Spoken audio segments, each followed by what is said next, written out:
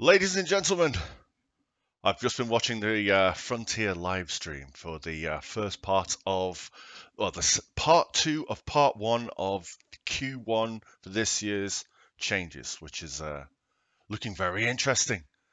I think everybody is busy watching that right now, so this is probably for posterity. If you're in, say hi in chat.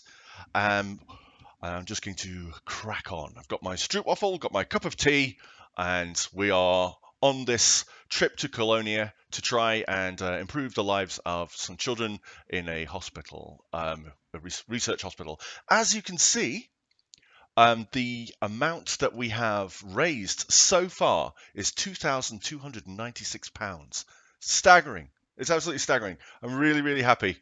It's so good. How are you guys doing? Uh, Sinclair Research, how you doing? Do you see the Sinclair Research? Uh-huh. Uh, yes, it's fantastic. You guys are doing brilliantly, spreading the word as much as donating yourselves as well, which is absolutely amazing. Um, so who caught the live stream? That was something. Who caught the chieftain? That was pretty cool. It looks really, really nice. It's like a ship that's slightly shorter than a Python, but wider. With disappointing that the engines don't rotate as you're flying around, but they do come down when you land, which is actually quite nice. Uh, I'm in two minds about that. On the one side, I'm glad it's not doing the flippy thing that the keelback does when it's flying. On the other side, it would be nice if they were nice and graceful, and as you're turning, you see them rotating like that to get that really good performance. But it looked like it turns really nicely. You're camping outside the Lakon dealer in a sleeping bag.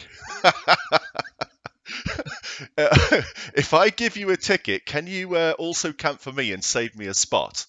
I'm a little bit far away from the dealer right now, but we can pretend. If no one notices that I just queue jump, then that'll be great. You caught the tail end. Did you catch the trading stuff?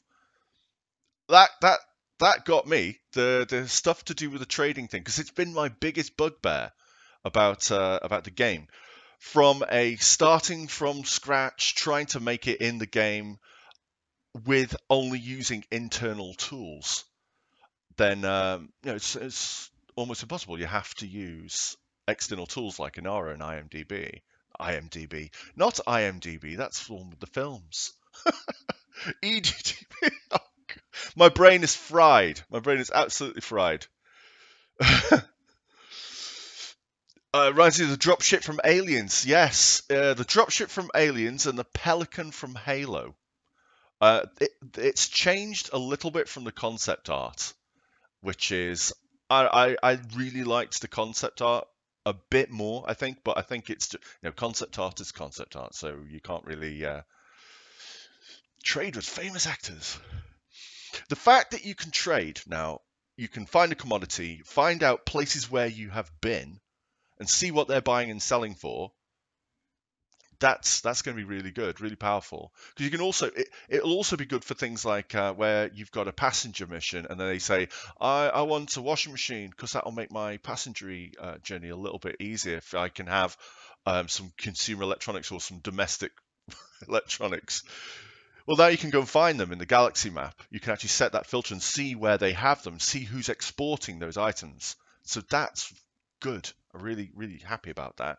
But it's places you've been to, so you're not just going to get swamped with all this information. It will be places that you've been to, and the amount of demand that they have will alter the size of the icon on the galaxy map. That's a really good thing. Anyway, I don't want to go too much into that. But I'm really excited for this new update. The beta starts, I think it's on the 26th of January. So really, oh yes, yes, the mega ships, Balrog UK. Oh, all right, so we'll talk about this a little bit more. Uh, the whole thing with the data link scanner. So you fly up to a mega ship now, and it's just there, sitting there, and you could pirate it. You can get a wing of your friends and pirate it. One guy takes out the turrets. Another guy takes out the power supply. You go in and you attack the cargo bay with your hatch breakers and then scoop it all up before the cops turn up. That's good. That's the kind of gameplay that we've been after for a long time. It makes wings viable instead of just oh, can you help me? Let's just go and devastate a Hazres. We all go in a wing. Well, that's all you can do in a wing. But now you can plan stuff together. Let the star jousting. No jousting. No, no jousting. Right. Let's go. Let's go. So right now, here's where we are. So I've adjusted the little map. As you can see, I'm currently in the Red Spider Nebula. So I can actually see that from my window right now in the ship. It's quite nice around here. I did actually hit this planet quite hard when I landed. It's not even a very high gravity planet. You can see that in the last stream. And thanks to Oxy, he repaired me, so I'm now back up to full strength, but I'm kind of floating off the ground. So, as I've said before, one of the reasons why we're doing this, or the main reason why we're doing this, is to assist Commander Dove Enigma13, who has got cancer, and he is having trouble making it all the way, and he needs the help from his friends. So we are helping him. He's actually been ill over the last week, so he's not traveled as far as we hoped he would. But he's going to catch up this weekend, he thinks. So what I'm going to do is we'll fly to the next waypoint, and I'm going to wait for him. So we'll talk about stuff, but I'm basically not going to go any further until he arrives. Because I don't want, it's not a race. We're not racing to Colonia. That's not what this is about. We are taking it steady and helping our friends. That's what we're doing. Right, so that's what we're going to do. So we're currently at the Red Spider Nebula. We're going to Thor's Eye in the Lagoon Nebula, which apparently looks quite nice. Looks quite nice. So let me just switch over to the game. There we go. There we go. And let me get right. I'm in the game, so you can see the game. As you can see, we have David Braben being very eerily lit, and above us is a nice nebula. Right, so let's have a look. So we can see that nebula there. It looks really nice. It's not that far away. I don't think we can actually fly to it. We might be able to. Let me check the galaxy map and see if there's a star that we can actually use to get closer. I did see Commander Plater's stream earlier on today, and he was at a black hole, which is actually not far away from. Let's go back to the thing here. It's not far away from the Omega Nebula, so I might take a little trip over there and have a look at the black hole, but in VR, because it looked amazing and it looks really disorientating. So I might do that. Right, let's see. Where are we? Where's this nebula? Oh, are we? No, we're not in. Look how far we've come. Can you see how far we've come? We've still got quite a way to go. These are friends. This is not even showing waypoints or bookmarks. Let me add the bookmarks. If I can add the bookmarks, we can see just how far we have to go. We have got quite the journey ahead of us. I possibly didn't realize just how far it would be. So here are all my bookmarks in the bubble, right? That's all I've done in the, like, I don't know, 18 months that I've been playing the game. I've been out here as the Guardians, out here to see us, and there's a California Nebula, and then this is the furthest I've been away. Oh, so I'm not ignoring anybody in the chat. It's just trying to sort things out, get things started. So let's see who else we got. We have got Turn MT. How are you doing, fella? Truex Gaming, Steve Shaw, Jeremiah Fieldhaven. I've just accepted your friend request in game. Juco Everest. You're liking this expedition a lot. I'm liking it as well. This is giving people a real incentive to go out there and see things that they've never seen before. Getting away from all the politics in the bubble and all the crap that goes on. We don't need any of that. We can just go out. We've got this entire Milky Way to play in. I'm basically just going to the pub at Jack's station. Let's be honest. Jack can make alcohol out of any liquid at all. I do wonder what he's going to use. You're really you're waiting for waypoint 7. Waypoint 7. Let's see what's in waypoint 7. I've not really paid that much. Oh, the Omega Nebula. Right. Yes. Yeah, I want to see that. Each and every one of these waypoints every single one has been meticulously chosen by Greatest. He really worked hard to give us something to see in every step, not just like he didn't just want us buckyballing just blasting through this whole thing and not seeing anything. So all these different places he found somewhere cool that he really wanted to see. Transmute, Ascorbius, transmute, transmute. I don't understand.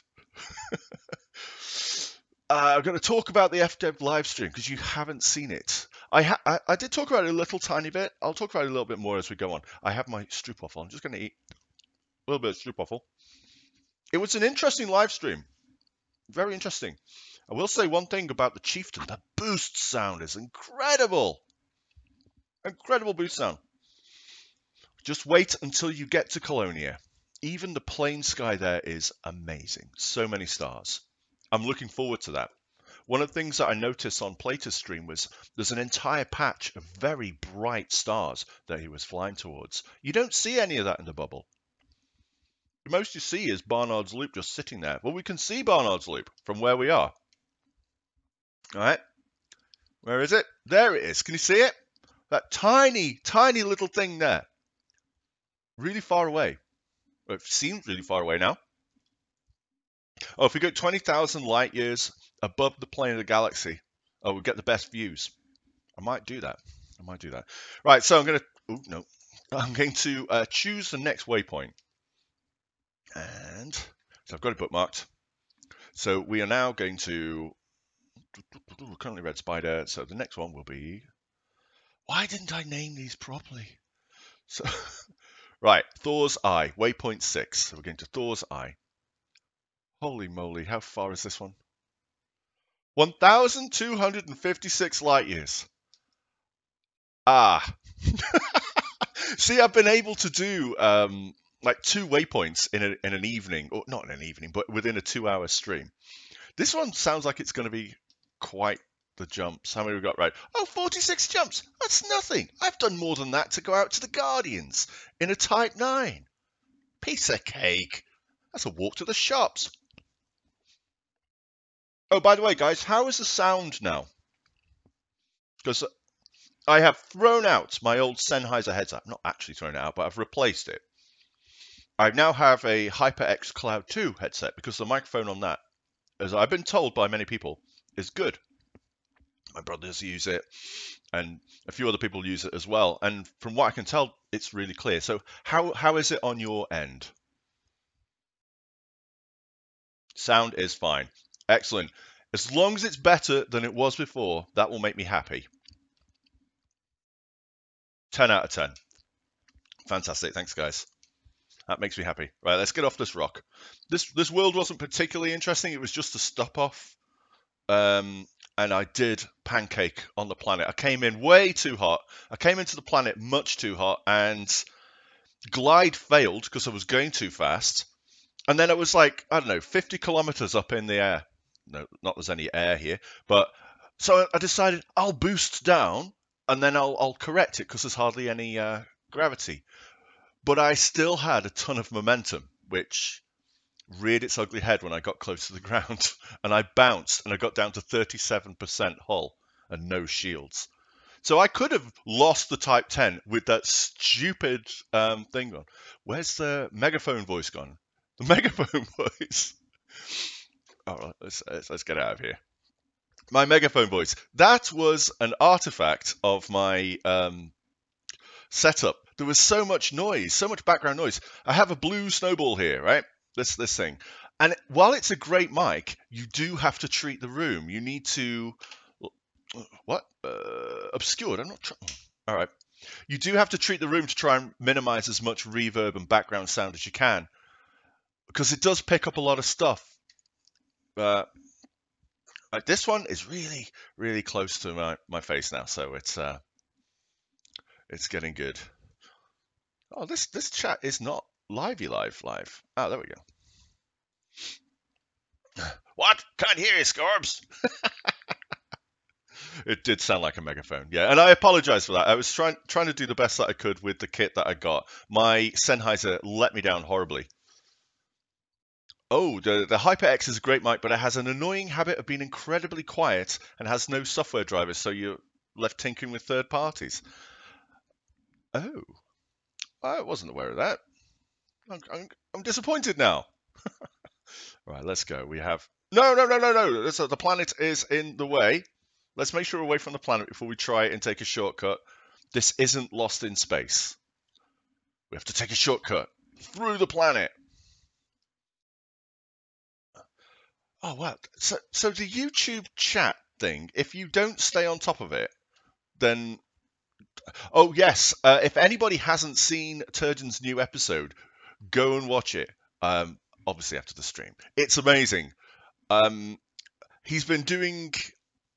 It's incredible to me that he's been doing everything up till now. All his videos. Like, and as entertaining as they are, and they really are, there's some splendid writing, the humor's top notch. He did it all in Microsoft Movie Maker Live, which is incredible. Like, if I'm sat in front of Microsoft Movie Maker, I'd be like, I can't do this. I need more tools. I can't. And he just does it, and he works it out, and he's done an amazing job. But now he's using HitFilm, which is a free tool. So anybody can get HitFilm Express, and it's actually really good. I've had a play with it. So if you're in the market for a piece of software and you don't want to go all out with the Adobe suite, you can do that. Did I mute the game audio? Is it muted? It shouldn't be. Hang on. Let me check voice meter banana, because it shouldn't be muted. Hold please. Right, I'm going to do a scanner, see if I can hear this. Yep. Tell me if you hear the Discovery scanner.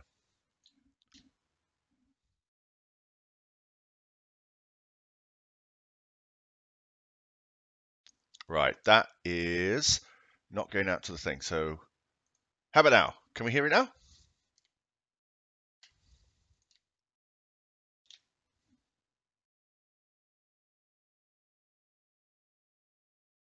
Nope.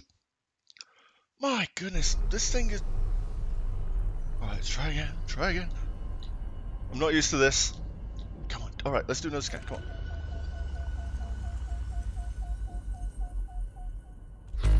Yeah, I think I can see it now. So can we hear it now? Yep, that's it. Yeah. It's like I've made my setup so much more complicated using voice meter banana, but also you have to tell me now, is the game audio too loud? So I've made it more complicated because I needed to be able to control the volume of Discord and for it not to just be coming through my speakers, because then nobody could hear it. I had some great stuff from Turgeon and from Greatest, and it was like they're at the back of the room. And thank you guys so much for sticking with it. I really feel bad about it. I've been trying very hard to improve that aspect. But is it too loud now? Is it fine for you? Let's see. Do you still use Movie Maker for the end credits? 4,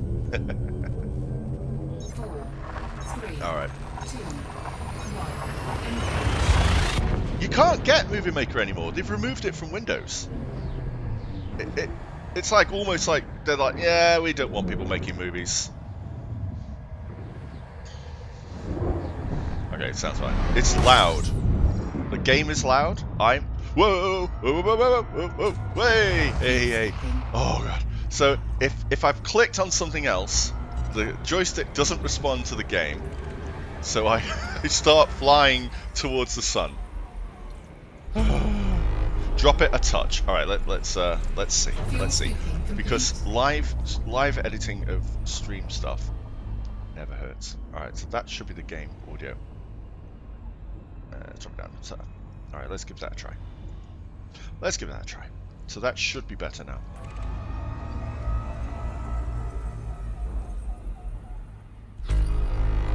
So that should be the testing 1 2.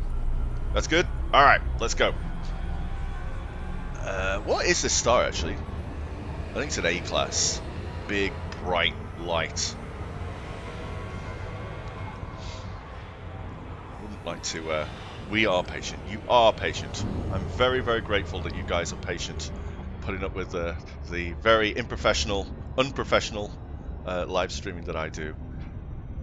All right. 44 jumps to go. Just wondering what I was touching in the middle of the desk. White mouse, camouflaged well. Yeah, this is my my white mouse. Yeah, because I have some white light in the background to try and... Oh, it's melting! It's melting. Yeah, this is my mouse.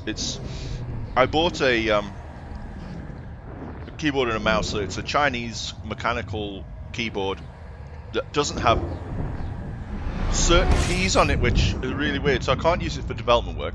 And the mouse wheel scrolls up and down sometimes on its own.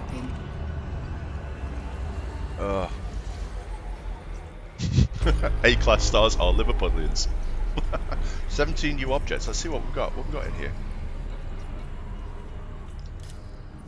Because that's the thing, isn't it? You don't want to blaze through the system. It's just gas giants. Don't want to blaze through the system if we, yeah, the virtual audio cable. Yeah, I'm using that. So Discord goes out through the virtual audio cable and comes in as an input in Banana, which then I move. It got weird. I had to watch a video. It got really strange. I had to sit there. I watched the video like 4 or 5 times as this guy's trying to explain how to set up the voice meter Banana. And the thing is, if you follow the steps, you can't hear anything. Because you have... okay, if you set your default audio out to this, then you can't hear anything at all. I was far away. Where have I been? I don't know. It doesn't... Yeah, splitting audio. Pain in the arse. Why can't this be easy? And I've noticed something as well. Discord tends to lose audio inputs. Or it does on my machine. 3 objects here. It loses audio input, so something will happen and suddenly people can't hear me on a thing. Did I remember to sacrifice the black goat? I didn't bring a black goat, which probably means I'm going to have the worst luck ever on this stream. Trying to fly and trying to make my way to Colonia at the same time. I didn't think... Because we are going to Thor's Eye. No? It's just stars. Just 4 stars. Yep. So there was enough material in this system to coalesce to make 4 stars. And not enough to make any planets. Oh, you don't use Discord anymore. Actually, I do like Discord. It's a great community. It's a good place. It's a good way of meeting people and joining up, making... It fulfills something that's not in the game, and that's the whole clans thing. Frameshift drive charging. Loot, I'm not going to sacrifice you, mate. That's not going to help anybody. Apologies for the eating sound. I need the blood sugar. 3, 2,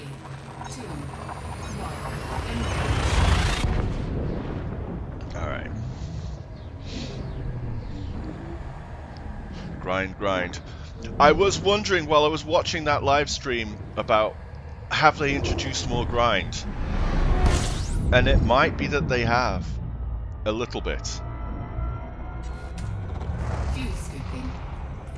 Because there's there's this whole thing about a tech broker where you can get new equipment, new weapons, new bits and bobs, and once you've unlocked them as part of your personal journey, once you've unlocked them, then you can buy them from the commodities market, which is great. But to buy them or to unlock them, you just need to have materials at the moment. So have this much tungsten, have this much this much that. Not entirely sure he's got it set up properly in Discord anyway. Join the channel and I haven't noticed. Oh, it could be. Let me check. Alright, so, okay, you are talking and it's not coming through. Okay, let me, alright, keep talking. No, not there. This should be the cable. Entire stream messing with live, don't you? You wanted to mess with audio for 2 hours on the live stream. That's all I wanted to do, Turgeon. So can you hear Turgeon? Can everyone hear Turgeon now? Is he a bit loud or is it... Let me turn you down a little tiny bit. You should be coming through to the stream. Can everybody hear him? What? Aha! People are saying aha. What? I'm assuming that aha means Yeah. aha ha ha. Well, Yes, that's the you thing. do. I literally have no idea what volume this is at because I've got it running through the voice changing software, which boosts it anyway. Don't worry, And you've got HyperX, so yeah. God, Right. I don't know. Yeah, I got it. I think this is a good level because as a random, I've just chosen a random level. Right. If that's too loud, I'll swap to a different input. Oh no, it's fine, because then I'll have to adjust it again. See the black goat. Yeah, I should have sacrificed the black goat, and I think it's too loud. Hold on, I'll change it. Change it myself. Turgeon is a little hot. Oh, what do you mean no, by don't. that? I'm not going to do it. No, let's no. Wait, hold on. Oh, I'm a bit softer in the audio. Okay. It's the loudest I've ever heard Turgeon. It's like he's sitting on your knee. Turgeon Loudstone. It's okay. His reactor is overheating. Yeah, you don't want that. Oh, now you're really quiet. Oh, you're quiet to me. I don't know how quiet you are to chat. Well, that's the thing. Have a listen. Well, I'm going to have to turn you up again now. Hang on a minute. No, I'll turn myself up. Okay, alright. Oh, 20 astronomical objects here. Let's see what we got. It's still 40 jumps to go, but... There we go. That should be better. Disengaged. Snowballs. Lots of snowballs. Right. Now, you see, that's what I meant by the HyperX, because I've actually... I've got the HyperX running through voice meter right now, but it's not boosted. But before that, I was running it through Morphbox. And too quiet for some now. reason, Morphbox kicks it up to some strange, crazy volume on its own. There you go. That's fine. I don't know why. I've no idea. It's probably because it's got its own internal mixing thingamabob crap. Up 2 notches, right? Hold on. Right, no, don't touch it. I've up. Oh, a little more. 2 notches. All right. I'm just gonna fly the ship. Turgeon could be sound guy. Right. I've put it back to 100% in Discord. Have it? Right. On voice meter 100%. Voice meter set on 0 decibels, so it should be okay. Okay. Right. As long as we've got this right, it's better. People are saying it's better. That's fine. Okay. Excellent. Good. At least it's not me with a megaphone. No, I was megaphoning today. It's not you and Greatest at the back of the room hiding behind a sofa. Because yeah, what were we doing back there? I don't know. What were you doing back there? The pair of you. Oh my. Oh my. Oh dear. I feel sorry for Dove Enigma right now because he's had the flu. On top of everything else, he's had the bloody flu. Yeah, it's going around, isn't it? It is. Don't touch anything. It's perfect now. It does make the light years pass, but it's not the most interesting content. That's the thing. Hey, Flying T-Rex, how are you doing? Did you watch the live stream, T-Rex? Excuse me. Coming to 3.0. The sound guy limpet controller. Check. 1 2 1 2. When you fire it off, it just goes up. Check. 1 2 1 2. Is it all right at the back? All right at the back. I saw some people in the chat for the stream, for the FDev stream, complaining that there's too many limpet types now. So I don't get that. Don't use it then.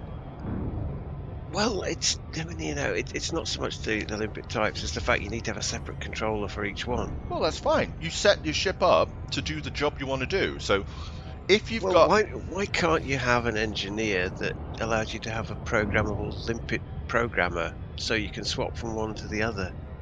But it would be tech. It would be a tech broker, new tech broker item. Well, that might come. We Multifunction limpet controller. Multifunction limpet. Where you can download.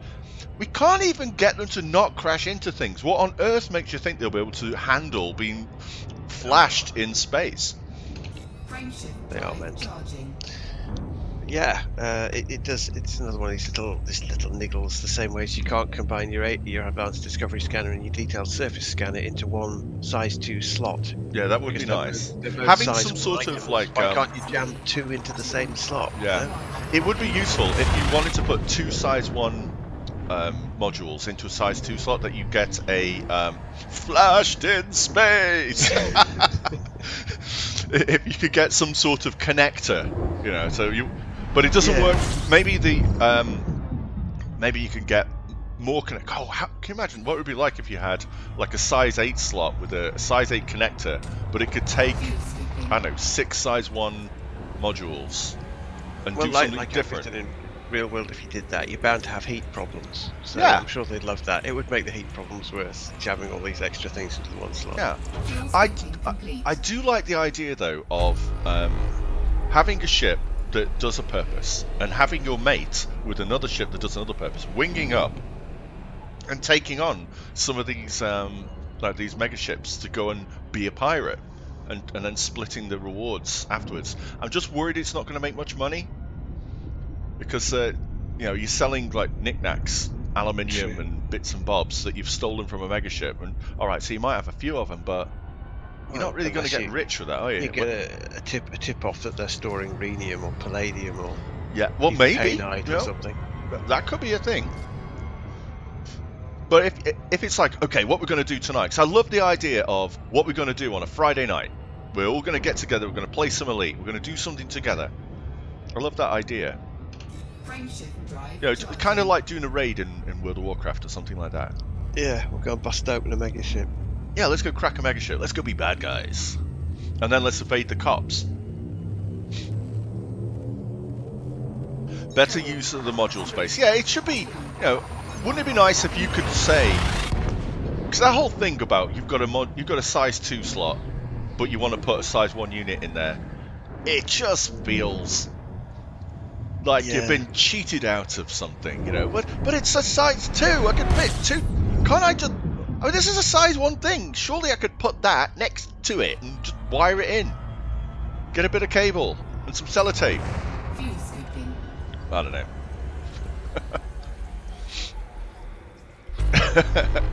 Yeah, putting a level 1 scanner into a class 4 slot, because that's all you've got left. Yeah. What's the smallest limpet controller you can get? Is it size 1? Size 2? Oh, you can get ones, yeah. You can get ones. So, if you only want one collector limpet and one, I don't know, this other limpet that they got there is like a research limpet or something, and a hatch breaker, if you've got like this connector thing, you can stick them in there and then have your ship set up for other things. I don't know. Yeah. I don't know. It's worth thinking about, I guess. Did I see what was in here? Oh, I'm so looking forward to the new planetary surfaces. There's beige balls. It looks like I'm looking into a golf bag. Frameshift drive charging. Get the potato onto it. See, why can't we all have a potato? There's nothing that potato can't do. That spud is amazing. You see what trouble it gets me into, though. You really want one of those on your... He can make a body. Yeah, it's dangerous. There's some commanders who'd kill for that on long flights. Oh dear. Although I do wonder what you're going to be getting up to. I probably don't want to know. No, nor do I. I've got no idea yet. It's so orange. Orange, as our American cousins say. Fuel scooping. Yeah, it's exactly Sinclair research. 4 times 13 amp socket is needed to connect them all together. Well, we got that. We got the space. I just like the idea that you turn around in your chair in 0G and you've got the wires and cables and plugs floating around behind you in the cockpit. That's the only place you've just got wires everywhere. Yeah. Like a sort of, it's got some bead curtain, 70s bead curtain, except yours is made out of wires in the cockpit. And puncture repair limpets. Yeah, we need those. Like for when the canopy blows out. I nearly had that. Oh, I was so glad that the canopy didn't pop out when I hit that planet. 36% hull left. What was that? Was that the high metal world? Yeah, it's the potato class 1 slottable. Well, probably. It's not that big. But the trouble is he tends to move, so before you know it, he'd be in the class 3 slotters. And, you know, well, the great thing about a potato is you can mash him into any slot. Yeah, he'll fit. It just have to change his shape slightly. Oh, how do I pronounce your name? Urgentide. Ergtonide? Forgive me for not pronouncing your name properly. Yes, I want lip syncing. It will make my life so much easier. Oh, So absolutely. much easier. Yeah. Because right now we have to. There's a few techniques available to us, and they all involve a lot of work. Like Commander Machine has a trick that he uses an app on an iPad, and he animates his facial expressions with that. Turgeon hasn't gone down the lip syncing route yet. No, I use cutaways. Yeah, you use cutaways. Oh, it's Old English. I go full on CGI 3D characters with lip syncing and motion capture, which is really tricky and time consuming. Clear my throat. Oh, clear my throat a little more. Is that what you have to do? Tonight. I don't know. I don't want to murder your name. I don't want to upset anybody. I don't want to upset you with it. Again, this system. It's just nothing. Oh, what's that? What's that? That's a high metal world, isn't it? Nothing here. Just boring. All right, let's get out of this place. Oh, to pronounce it, I have to do that. Frameshift drive charging. You know, like everything in our ancestral languages in this country. It used to involve yeah. growling and spitting a lot.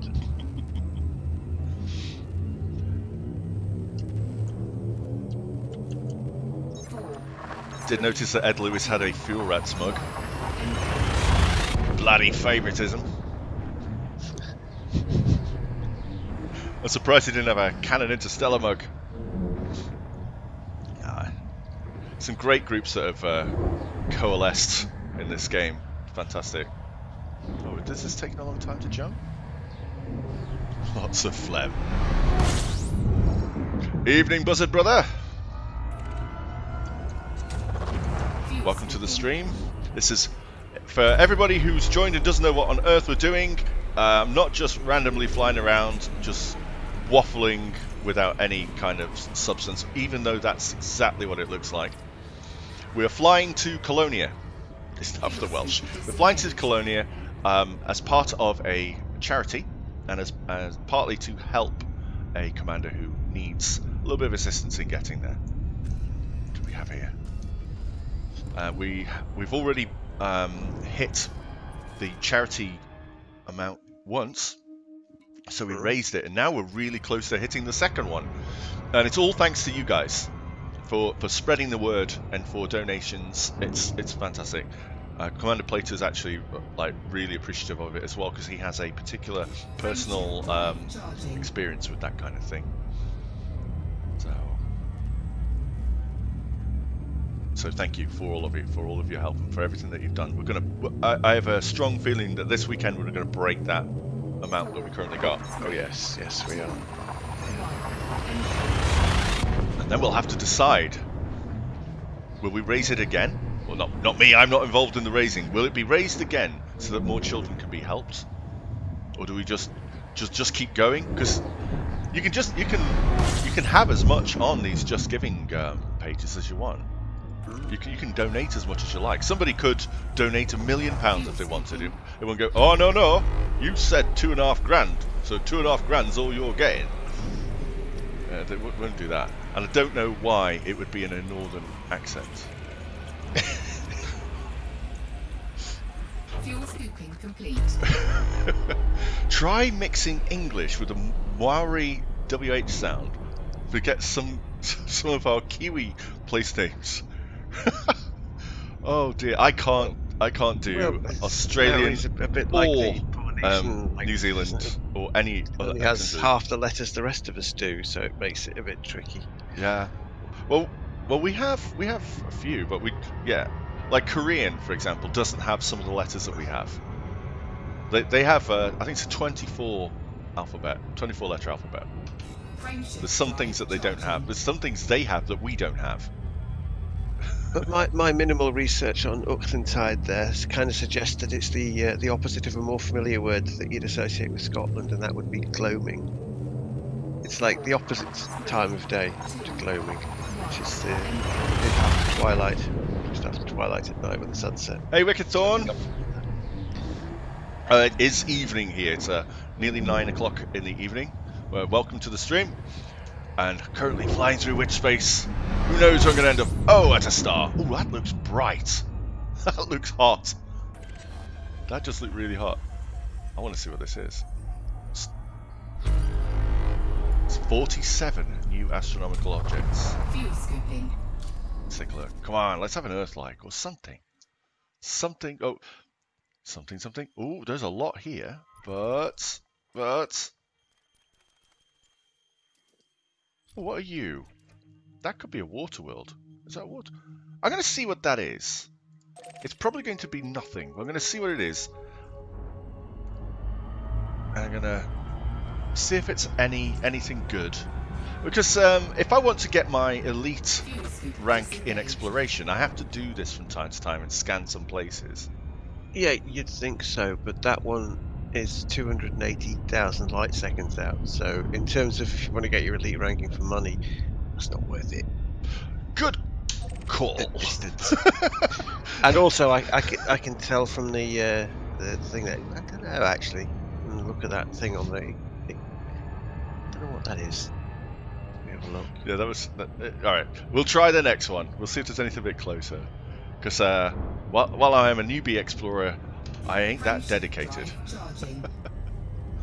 You still glow in the dark, Balrog. Why do you glow in the dark?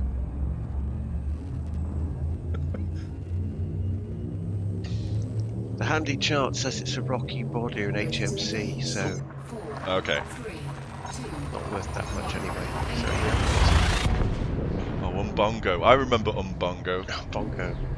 Drink it in the Congo. Yeah. Never get away with that right now. And Cure, the Cure adverts as well. I'll be your Too dog. orangey for crows. Oh, that's good. Come on, what have we got in here? Fuel scooping. Anything good? Lots of unexplored stuff. What have we got here? Nothing. Rubbish. Fuel scoop disengaged. Snowballs again, is it? Yeah, it's just snowballs. Marbles and snowballs. Yeah, just marbles and snowballs. There's absolutely nothing in these systems, so nothing to terraform. Oh, just pebbles. Just like the blooming hood. Well, orange. I used to change my my HUD colours. I just went back to default because I actually quite like orange. I like orange. It's a nice and warm colour, especially in the winter time. I think I changed mine once so that I could do an in SRV impersonation of Dr. Kai's HUD for the episode, the doctor's appointment episode. And I was driving around. Yeah, I was driving around with green HUD in the SRV, so I could be his SRV. I've changed it since it's back to orange. I've used the because like Dr. Kai has an app that lets you choose sets of colours that he knows work. Because there's some colours that if you set them, they mess up the other parts of the UI. Did I find anything here while I'm fuel scooping? 30 jumps left, and something's here. What's here? Just stars. Rubbish. Fuel scooping complete. I love the ship. The heat management on the ship is something else. Yeah, so that system's probably been there for 12 billion years, you know. Yeah, just sitting there, just these stars Waiting- just orbiting around each all other, that and like, yeah, 12 billion years for you to come along and say, that's rubbish. yeah, that's rubbish. And it just goes to prove the point that there is no purpose to the universe. Frameshift drive. Yeah, 12 billion years waiting. Someone will come along and discover us one of these days, they say. Yeah. Drop in and go, rubbish. Jump out. They're probably so depressed now they've just all collapsed into black holes. We're just out of sheer boredom.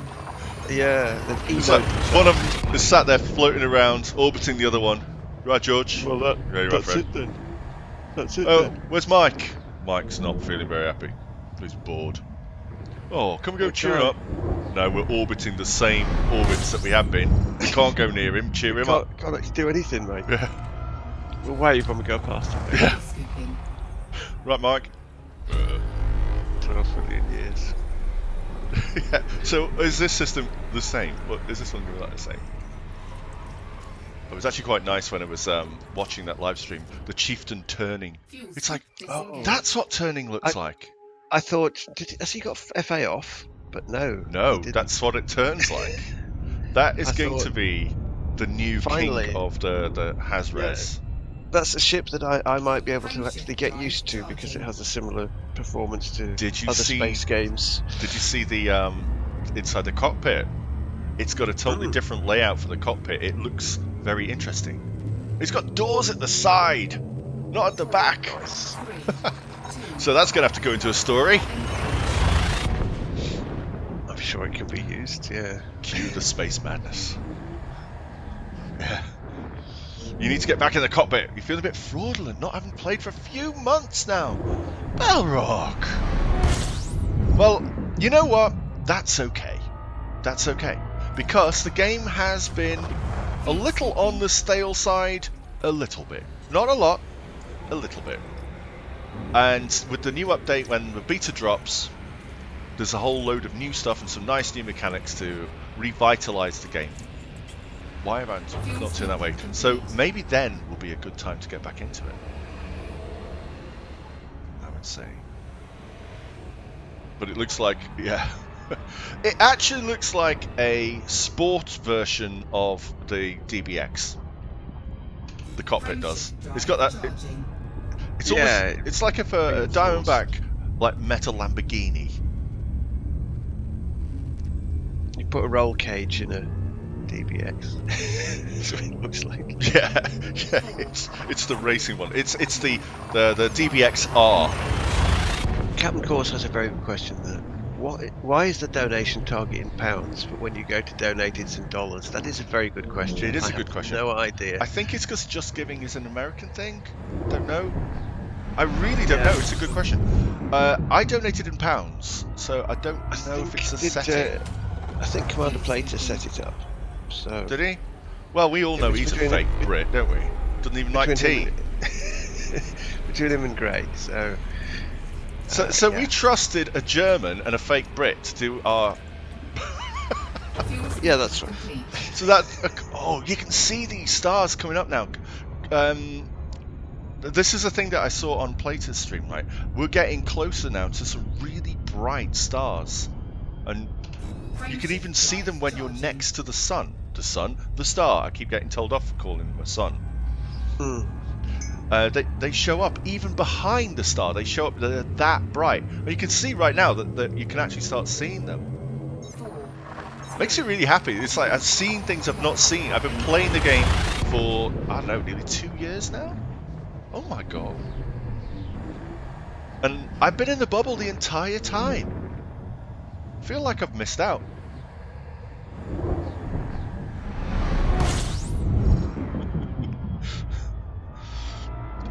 Yeah, that's basically what it is, Spooky. Where's the thing? It's nom nom nom nom nom nom nom.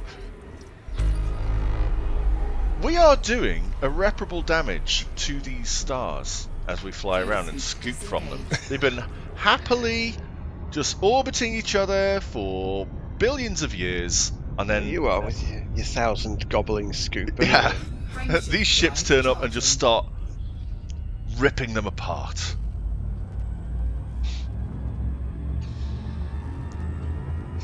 So we're actually going to be responsible for the heat death of the universe. 4, 3, 2, 1. That's what it is. Too much content creation, not enough playing.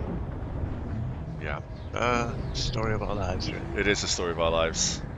I actually realised that I've made a complete mess of my filming stuff right now, because it would have been so much better if I'd have actually done some recording on the trip, because then I could do at least a montage of like me travelling and stuff. But I've not filmed anything for the show because I didn't know what I wanted.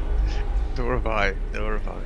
So what I'm going to have to do is get my second account, make as much money as humanly possible, and buy a Type 10, so that I can say, right, I can go to Jackson's Lighthouse and I can film it. Right, are we ready to go? and then jump away. and then sell it immediately because Ascorbius doesn't need a Type 10. Oh dear, oh dear. Oh, I have to also get the skin for it as well. Oh, God. So yeah, I really haven't thought this through. 4, 3, 2, I don't know if anybody's surprised by that.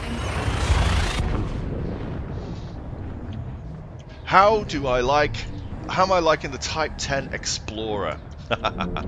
It's basically what it is right now. This thing is amazing. I do love this ship. It's stable. It flies well. It's got brilliant heat management. It's got great visibility, which is what you want from an exploration ship. And it can pack the violence if I need it. Excuse me. You could strip it right down and get some decent miles on it if you wanted, but I've not done that. So I've currently engineered this for... Really? Just... Yeah. I've engineered this and it's 32 light years now. Hey Nix, anybody? Which I think is not bad, seeing as when you get it out of the showroom it's only 4.5. Frameshift drive charging. With its E-grade frameshift drive. But yeah, as you can see here, it's got quite, 32.5 at the moment. Oh, you opted for the aspects. Yeah, that's probably the smart move. Have we lost Turgeon? Has he fell off? Oh, you're still there. Okay. I'm doing file management. File management. What? Yeah, well, you know, when you put a video together, you've got like gigabytes and gigabytes of film, and that's totally true. Right. Yeah. So what I tend to do is I have a collection of folders that just have the episode and the thumbnail in. Okay. And then I store all the other stuff in another drive somewhere, all the backup footage and stuff. Oh, right. I don't do that. I have no filing system. No, I didn't used to, but I forced myself. I was considering taking the Type 9 as well, JP Striker. It was a tough call. I was going to take it because I'd got a decent enough jump range on that, but then the Type 10 dropped and I went and got it. And then to fly it around, I stripped the Type 9 down. And thought I'd give the Type 10 as a good crack at the whip. And I really like it, so I'm taking this. So those tech gurus are basically focusing on the shooty then. I'm not sure if that's all they're focusing on. That's all they were showing. There was a little bit spoilery stuff in there where it was showing things like corrosive resistant cargo bays and stuff like that.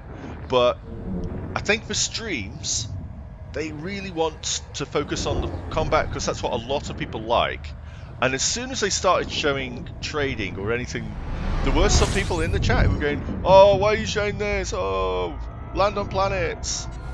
Which I understand, but I wanted to see the trade stuff. That trade stuff is going to be very useful. Oh, look at these stars. See these in the distance. We're getting closer and closer to these. That looks really nice. What are they? Turgeon, you've been out this way. What are these stars? I mean, technically, Thor's eyes kind of. It's not the finished waypoint on this one. It's like the halfway thingy, isn't it? Because the meetups at is it NGC 6530? I don't know. WFI 16706, because these stars have weird names because they're real.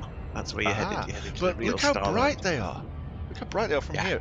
Like I just got a little bit away from the star, and now they're all showing up. But some of them were showing up even before I went anywhere. Oh, we're getting into an anarchy system. Aren't they all anarchy systems? Yes. That's Hey, Rod Wader. How you doing, fella? Niggle me about that little warning thing, and I said it on the forums at the time. You know, it's great in the bubble. It's that little warning thing that comes up that tells you if you want it in the system or what the security level is. Until you go outside the bubble, and everywhere you go is like the same warning, and you go, "Stop it!" Yeah, it should be. You should be able to turn it off. Maybe you don't want it on at all. Yes. couldn't even afford a hubcap on the Type 10. That's a sad state of affairs, Balrog. Fuel scooping. How come you can't afford a hubcap? Have you just got so many other ships that it's just no spare money? I had to sell a ton of ships to get this. Oh, lots of B-class stars out there. What, no O-class stars? It's a stellar nursery. Thanks, Commander Machine. Fuel scooping complete. Yeah, it looks pretty. I like it. It's like Christmas tree lights. Frameshift drive charging. There's a lack of anarchy systems in Colonia. I think, isn't that because they're trying to make it all like this utopia kind of thing? Well, there's anywhere that's got inhabitants in Colonia, they're trying to make it not anarchy. Yeah. 3, 2, 1. You sold your Beluga to outfit your Type 10. I don't blame you, because the Beluga... I had a Beluga. And I one on my alt, it's just parked somewhere. didn't like it too much. Yes, we did. We watched the Frontier stream. I was very excited by the entire thing. The only thing I was disappointed about is that the engines on the Chieftain don't gimbal as it flies around. But the more I think about it, the more I'm probably happy that they don't, because it'll just be flapping around like a keelback. He spent a lot of time hunting megaships. What, generally? Oh, right, so you have 55 mil in the bank, you spend a lot of time just trying to find them. Frameshift drive charging. There's actually a load of them out in the California Nebula. I don't know if that was just for the community goal that was out there, but there was tons of them out there. Like 1 or 2 in each system. And they were being attacked by pirates and terrorists. 2, 1.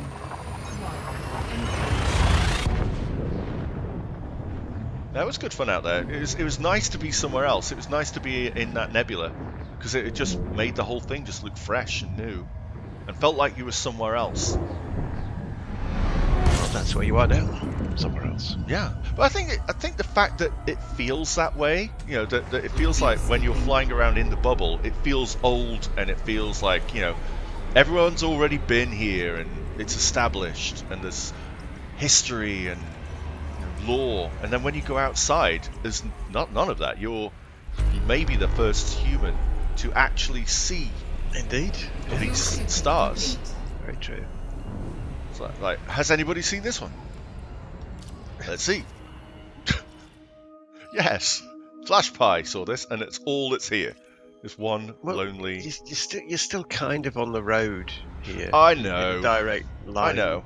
between But you places. see, I figured having less jump range, I would see more, because everyone, Well, you not tend everyone, a lot of people tend to like get their Anaconda and they max out the jump range. So there'll be these pockets of like 60 light years where everything's discovered. Whereas me with my it's like 40, stepping stones, yeah. yeah, But well, you know, in the old days, when we went out to Beagle Point, having a jump range in the sort of 30 to 35 on distant worlds was great. That was awesome. So Yeah. that's the kind of range that you're in. So if you started off in someone's shoes who was on that expedition, they'll probably have actually explored. If you had like 50, 60 light years off to one side or down or up, it'll be Yeah. a different matter. But if you're just plotting on a straight line from one waypoint to the other, then everyone's been here already. Although I have found a water world on my trip. I'm looking forward to a Yamiks ship review of the Chieftain when he gets his hands on it. That'll be something to behold. Certainly won't be guilty of one of the criticisms, one of the very few criticisms I actually have of the T10, because I do love the T10. And that's not so much the criticism of the ship itself, it's a criticism of system authority. And I wish Frontier would bloody fix it. What's That's that basically, we all speed leaving Yes, stations, we no do. matter what ship you're in, whether Yeah. you're in a tiny one or a big one. But the T10 is the only one I've been in where I keep accumulating fines for reckless flying because the stupid bloody cops crash into me while trying to scan me on the way out. Yeah, Could they not see me? and you know? those Vipers are pretty manoeuvrable. Yeah, could they not see something the size of an office block? Yeah, it's like, Oh, I crashed into it and it's your fault because you were speeding. You was flying faster than me, copper. yeah, so You were they doing 200. I they- could tell. totally pull a Doing Smithy on you, 110. don't they? Sorry, mate, I didn't do. see you. Yeah, you're fine for that, mate. You big lump. All right, machine, you got to go play COD with the kids? That's fine, As you do. I suppose. Yeah. Have fun with the Fuel kids, scooping. and I'll see you soon. One new object here. This is a binary system. So I can already see everything that's in it. Oh, that looks pretty though. How cool is that? You go past one star and then the other one is over the horizon. I mean, I wouldn't mind if they leave the fine system at stations exactly as it is, except for system authority. I really don't give a stuff. You know, let system authority crash into me on the way out and go, oh, sorry, Gov, and not have a fine. I don't care if they crash into me. It's not going to affect the reason that they put the fines there in the first place, which is people ramming each other and causing crimes and fines and stuff. Because this is NPC cops. They don't give a stuff. That's true. But if you're in a just beluga, remove that element of it. if you're in a beluga and you've managed to roll the dice and successfully made it out of the toast rack without getting jammed, Fuel scooping. after Yeah. doing that little maneuver where you have to start rolling with the station, and then you boost away, and then the You cops did hit you 100 anyway, yeah. and then your passengers start moaning. Yeah, exactly. It's You're banging. taking damage. Boulder is that? Yeah. Fuel scooping. So complete. so what's the option? You have to just like, sorry, ladies and gentlemen, we're flying at 100 meters per second right now because otherwise we'll get hit by the police. This is really Yeah, boring. it's Really liberal. boring. I just want to boost. I want to hit the boost button. Frameshift. Well, that's the thing. It's sluggish in the T10 getting away from it. But the annoying thing is, you're frequently doing 300-400 in some other ship, and the cops never crash into you. Right. They only crash into you when you're doing 110 in the T10. That's exactly, Bounty Stick Man. The station cops are the reckless ones. They fly around like nutters, and it's since this most recent update. Because before, They've got worse. yeah, they have gotten much worse. Why on earth are they like tearing past the mail slot? I mean, that's the vector that ships come out. Why are they even crossing that line? Yeah, what's Wicked Thorn say there? If we're given free license to design purpose-built exploration ship, how would it turn out? I don't know. Well, I'd probably have something more like the Saud Kruger cockpits, Complete. you know, because Lakon cockpits have great visibility, but they've got bars all over the windows. But the Dolphin and the Orca and things, they've got this huge panel window in front of you, which is very cool. Yeah. It's almost like a Because I love this, right? In Cupola VR thing. as well with the mouse look, you can just see. You know, yeah, I can see down there. just look around. Let's have a look around and see the stars and see where I'm going. But I mean, having said that, I do like the DBX's cockpit because it feels like you're in a sort of Chris Voss ship, you know. Oh yeah, yeah, that's true. It's got that. All those that wires that engine are like going along wires. like that. I like It just looks like there should be some trunking or something. But you know, it's a toss-up. I'd probably have a ship that has a rear gunner's bubble on the back, except it wouldn't have a gun in it. And I'd have the crappy wiry one back there, and I'd have the main cockpit being a beluga-y, dolphin-y. Yeah, you want cockpit, something that's big got class. great visibility, because if you get somewhere, then you want to see the whole thing. Yeah. I think it'd have to have a new feature in the game, but the ideal, if it's no holds barred, the ideal exploration ship for me would have a science station, which a multi-crew player could operate the sensors and configure them and calibrate them for different wavelengths of things. So maybe like right now we're just plowing through systems, we scan things, we tag things, but what if you could find something completely new that everybody else misses because you have the skill with the scanner? Making that a skill activity, not a random activity. So you could find those silicate vapor vents. Yeah. Where it says it has them. How does the thing know it has them if it can't show you where they are? I want to know how this advanced discovery scanner can find things that are light years away, or at least light seconds away, instantaneously. I'm afraid the reason for that is the same reason for the Anaconda's hull size. It was unicorn parts. fan service. It's a fan service thing. I see. because it was people they just got fed up flying around doing parallax visual identification of far planets, and so they went, oh, we'll just have a scanner that scans an entire system. Well, So- okay, but okay, there does have to be a line drawn when it comes between gameplay and realism. So we have to make some concessions, I suppose. Yeah, having come from the era of parallax scanning systems with my eyes, I can certainly go along with it's the hand wavium school service. of design. There's nothing Yeah. here either. It's like I just want to find like an Earth-like, so I can go see it. That's all I want. Even if someone else has found it already. There's a couple of other things that I'd appreciate in a purpose-built exploration ship. One of them would be, but perhaps it could be a dedicated explorer module and not one that people would use necessarily much in the bubble. Yes. But it would be an SRV hangar that you could actually print SRVs the same way you can print ship launch fighters. Oh, because they we blow them need up a to lot do that anyway. out there. They need to You do know, that anyway. Explorers would find a use for that. In the bubble, They it doesn't would. matter. You just pop to the nearest garage and go, can I have a new SRV, mate? I totaled that one. But out in the middle of nowhere, yes, it would help if you could print them. But the thing is, though, would it just make all these expeditions like going out just even more chaotic? Because like we trash our fighters with utter reckless abandon. On but we're distant kind of worlds- careful with the SRVs. Like, whoa, hang on a minute. Let me just stop, everybody. Let me just fix my SRV for a second. There was a golden era of SRV travel on distant worlds, and that was when, well, the instancing bug is still there actually. If there's too many people in an instance, you just tap a pebble and the SRV just blows up.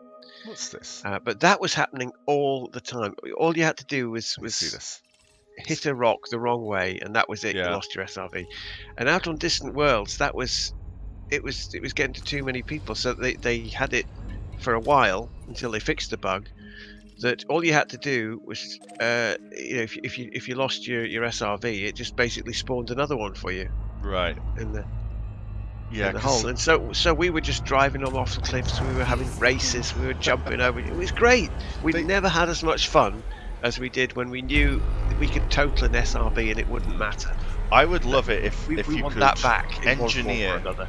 your SRV bay and your fighter bay to give them like different stats. So you want your SRV to be a bit weaker but faster, or if you want your SRV to have more armor and cargo, more inventory, but it's a bit slower, then you should be able to do that. Or more tough weapons, but you have to sacrifice something. So maybe there's some engineering blueprints that you could get that will affect your SRV and your fighter.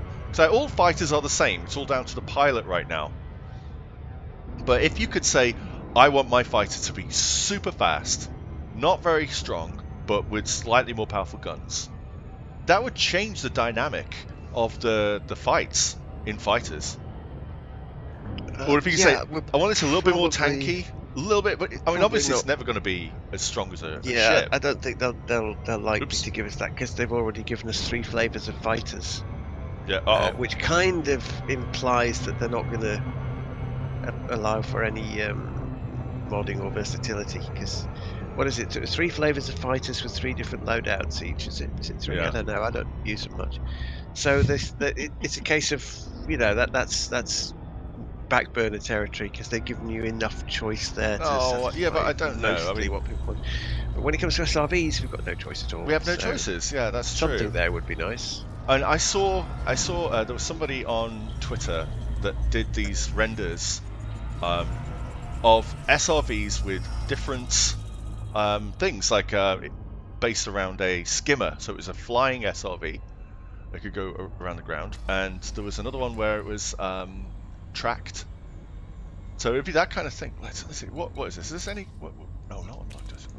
Tell me about this thing. Why can't you just tell me about this thing that I want to see? So, okay, I don't know anything about this planet. I've just scanned it. It's a sulfur. It's got an atmosphere, sulfur dioxide, and that is all. It's a high metal contact world. That is all it is. You know, that's my only beef with VR, actually, when I'm playing in VR. The system map is a nightmare. Yeah. I found out just recently that with I don't know if it's a particular setup that I've got or whether it's the default, but if I use the sort of rudder control on my throttle there, it will actually snap onto the body that I'm looking at. Yeah. That I've got the cursor But it's over. so slow because you don't have. Because like with the mouse, you can go whoop, exactly. You can whip it over, and you can. Yeah, like, you whip about and you go, "What's that?" and click on what's that. that? What's that? But all you have to do is look in a slightly different direction. Yeah. In VR, and you go, "Oh God!" and you've lost lock. And yeah, you've lost it, and it's like, oh, there's a planet all the way over there. Hang on a minute, let me just go over there. I'll make a cup of tea while I'm doing out that. And then scroll over. Yeah, it's a pain. Oh, you can you zoom out even? I don't know if you can even zoom out. You can. Yeah, I've got the mouse wheel set on standard, on 2D, and it works in VR as well. I just scroll out with the mouse wheel and just. Yeah, the galaxy map and the system map in VR need some love. They need to force the developer working on them to only play the game in VR. And then once you force a developer to do something, you'll see the amazing changes that come from it. When he starts to have to type stuff, like, oh, I can't search for things. I have to take my headset off to find systems. Now, wouldn't it be nice if your friends could send you the system that they're currently in a message, and then you go, set my waypoint to there. Oh, what game was it that did that?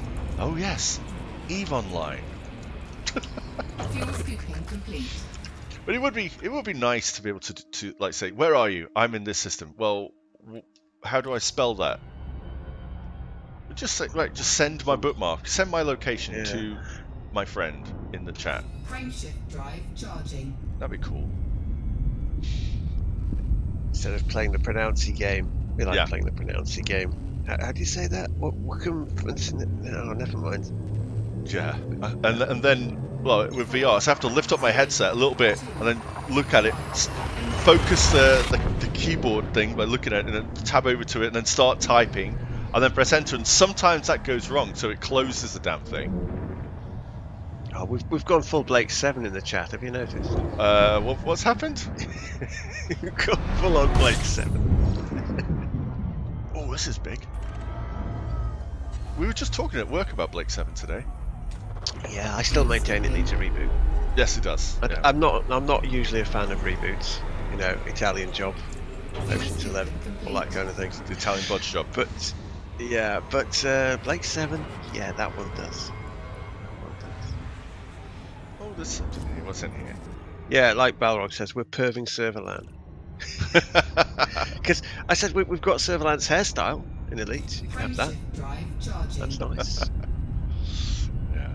Same makeup actually. You could probably make a good Serverland in Hollow Me. So, are you suggesting that we make Blake 7 as a Elite Dangerous show? I didn't actually say that. Besides, you'd never get Blake's hair, would you?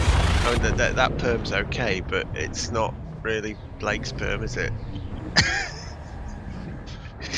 But not bad. You can have a crack, yeah. Oh, it's so long since I watched that show. I'm currently watching Babylon 5. Yes. I have the complete series of Babylon 5 box set, and so I got through the first disc. There are so many episodes, 22 episodes per season, and so there's like 7 or 8 discs per season. It's like, oh my god, I'm on disc 2. Yeah. When you're talking about a box set, that one really is a box set. It's a cube set. That's not even that's a humongous, and it's got all the films in there as well. So I'm watching it, nice. And the you have to forgive the graphics, but they are still really good. You can see the attention to detail that's gone into it. That was rendered in like frame by frame, and we're doing on an Amiga now, real time. Yeah. Things aren't that bad. Yeah, you could do that in real time now, but so you're looking at it, there's no bump mapping, there's no normal mapping, there's no transparent textures, but they did a really good job. The amount of geometry that they have, like just on the Babylon 5 model itself, and on all the Star Furies and everything, so all the ships, you can see they spend an age. The video toaster, yeah, There is actually a total conversion for the free space open source thing. There is actually a whole there's a Babylon 5 campaign in there. That was it. Lightwave. I was trying to remember what it was. Yeah, Lightwave. Yeah, absolutely right. Lightwave. I was thinking Blender for some reason, but it's way before. There's nothing here. God damn it. Yeah. But yeah, you can play a Babylon 5 campaign on the free space, the new free the new graphics model on Free Space 2's open source, and it does look pretty awesome. Jeremiah, you still use Lightwave? It's very interesting. Always interested to know people who do 3D stuff. What sort of things do you do in Lightwave? If you don't mind me asking.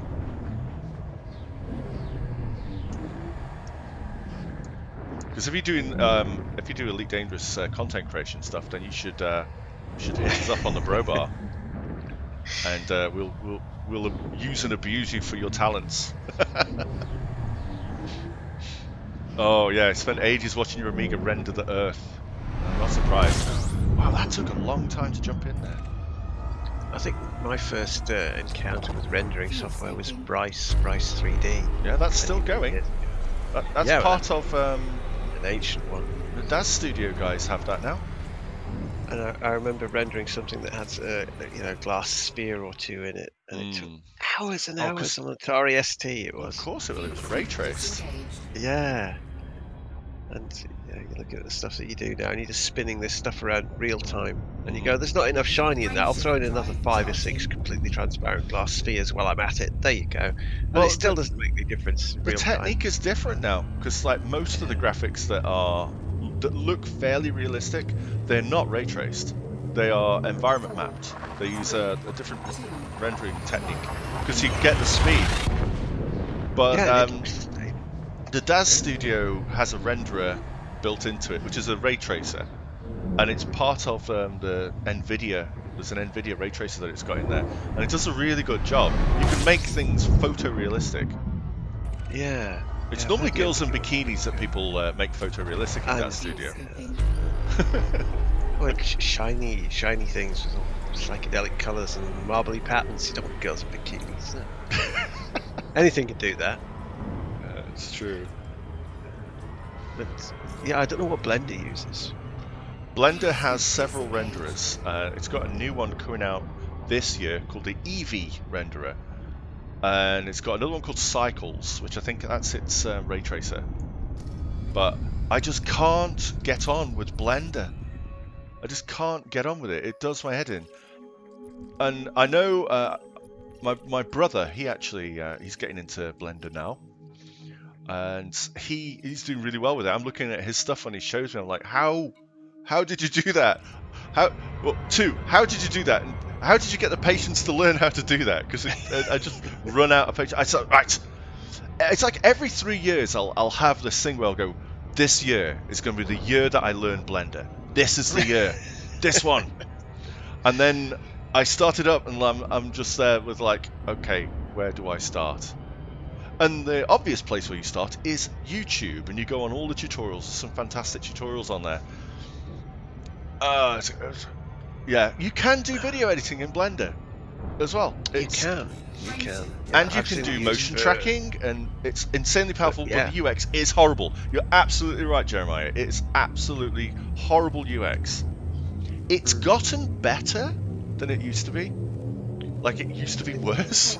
If I was using it for anything, I'd probably make a 3D effect and import it into HitFilm as a video. Video, probably. Just put it over something. But yeah, I don't know if you could export it as a 3D, an actual 3D effect. Probably. Yeah. Probably. HitFilm does do 3D importing. It does. I noticed when I was doing the little bits in that latest episode, because I put a fancy splash thing on the Galnet logo to, jazz it up, make it stand out a bit more when it first appears. And that was a 3D effect. And I noticed when I was moving it around and positioning it that it actually, because I had to have a 3D camera for that one, and it did retain its 3Dness when I moved it around. Oh, that's cool. Balrog, there's nothing wrong with wanting something free if it's Absolutely. and it's not being that's tight my either. criteria. Yeah, that's Ooh, my what's this? primary criteria for all my editing software. It has to be free This looks like a lava on world. my budget. It was So... first discovered by a bicycle repairman. Oh, excellent name. Excellent name. Commander Bicycle Repairman. I wonder what he does. Yes, he probably gets his bicycle pump stuck in his... I don't know if this one's going to be any No, good. that was Cycling Holiday in Bude, wasn't it? Yeah. Monty Python one, yeah. But yes, Bicycle Repairman. It's Bicycle Repairman! Should we check this one? It's 32 light seconds away. Let's have a look at it. I want to see what it looks like, because it looks like it might be a lava world. But it's a very faint one. Yeah, it is quite lava-y, which begs the question of why the two further nearer the sun aren't. The landables. Different. Weird. I don't know. This is the thing, right? We can see Barnard's Loop from here, and it's tiny. Yeah. It's absolutely tiny. Red smear. It's fantastic. Like we are so far away now. Yeah, high metal says, content. guys, I have no idea what you're talking about when we're talking about the software stuff. Oh, Well, sorry. until when I was still using Movie Maker, I would have thought exactly the same thing about what I was just talking about there. So much as I thought HitFilm was going to be a hideous learning curve, it is quite steep if you come into it with like, oh, what the hell is this? But it's not that bad once you start tinkering and fiddling with it. Blender, though, I've never had the guts to jump into that one and tackle it and have a look to see if it's the same. I want to see this.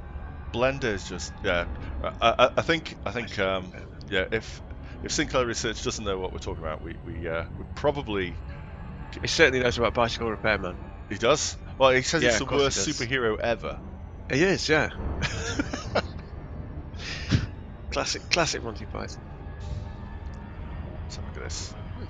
This looks quite nice. It looks like a snooker ball.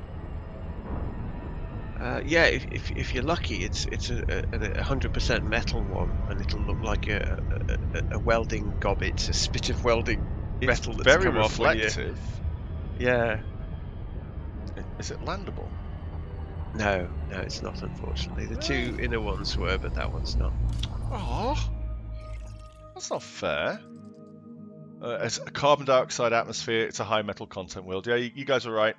Rodway, you were right. But I scanned something. I did a thing. I scanned a thing. And it was an interesting enough thing, I guess. It's not a beige ball. The chap in the Frontier stream was very, very excited about the death of beige.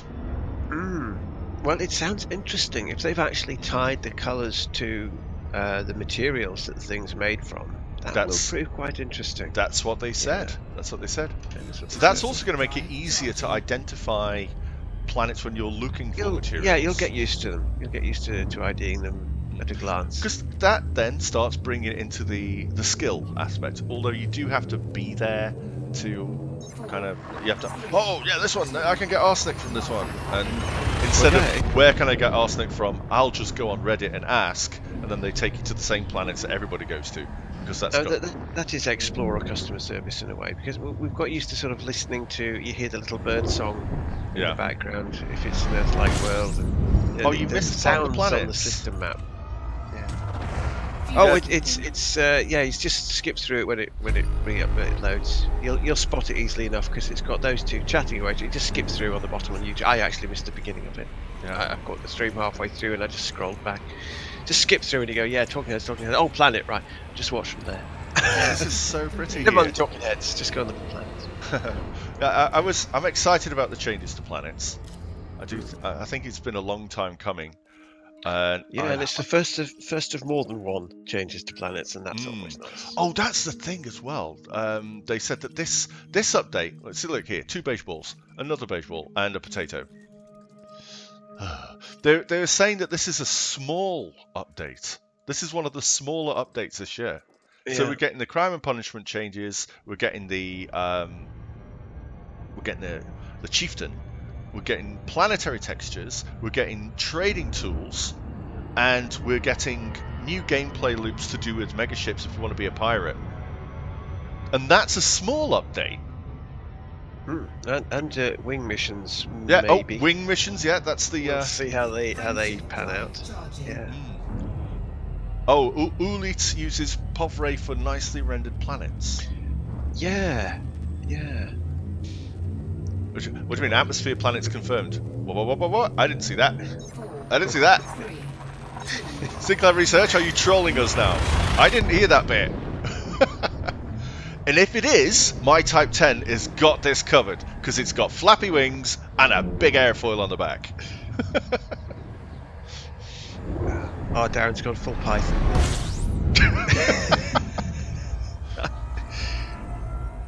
Bicycle repairman. Look that one up on YouTube, people, if you haven't seen it. Wing missions are definitely a step in the right direction.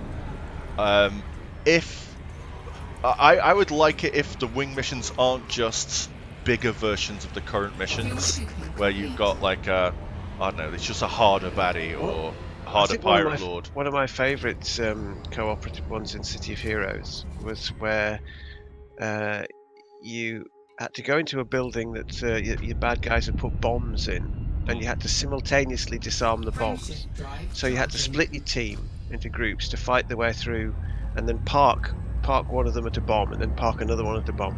And then once you'd all got you guys set up next to bombs, you could just communicate with each other and say, right, disarming on 3, because you had to disarm simultaneously. And I like that. So if we could have something that took advantage of space, where people were perhaps in different systems in a wing or something, but had to do something simultaneously or within a teeny time window. That's exactly it. That would be cool.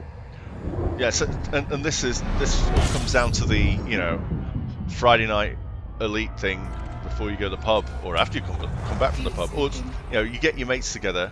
This is a long, it takes quite a long time to play this game, so I do feel sorry for the elite widows out there who we have. Like, my wife is incredibly patient with me about this. Well, you just have to corrupt them and get them playing somehow. Oh, if there was a way to get find something shiny, If there's a way to get my wife playing Elite Dangerous with me, oh my god, I would totally do that. But there's no way, absolutely no way. Find some hook in the game. There's a hook for everybody in there. When people say that, like, they play together and like they do multi-crew together and they wing up or do stuff, it's like, I'm so envious. Wicked Daughters, you want to disarm bombs in space? Yes, I do. We have data link scanners. Yeah. They could be attached to a megaship. Bombs there, or pirates. Maybe it's a bunch of anarchists who want to break a system apart, and they put a bomb on several outposts. One bomb on each outpost, and they're going to detonate them on X time unless they get a ransom. It's easy to come up with these missions. See? Yeah, easy. It's easy.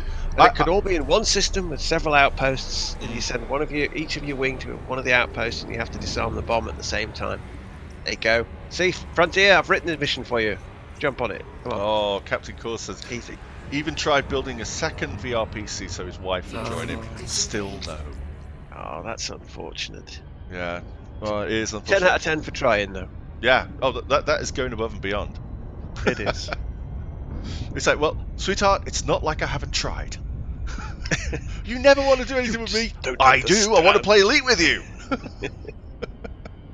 Yours just sits there telling you that you gave the wrong way. See, that's okay. That's fine. At least that's some involvement. That is involvement. I mean, yes, okay. It's basically the same thing as when we don't ask for directions and then they just get grumpy at us. Why don't you use the sat nav? Why don't you ask for directions? I know where I'm going. You men, you never ask for directions. I don't need to. Where am I? Baroque says his dad saw him looking at VR and said it so he could pretend that his girlfriend was someone else.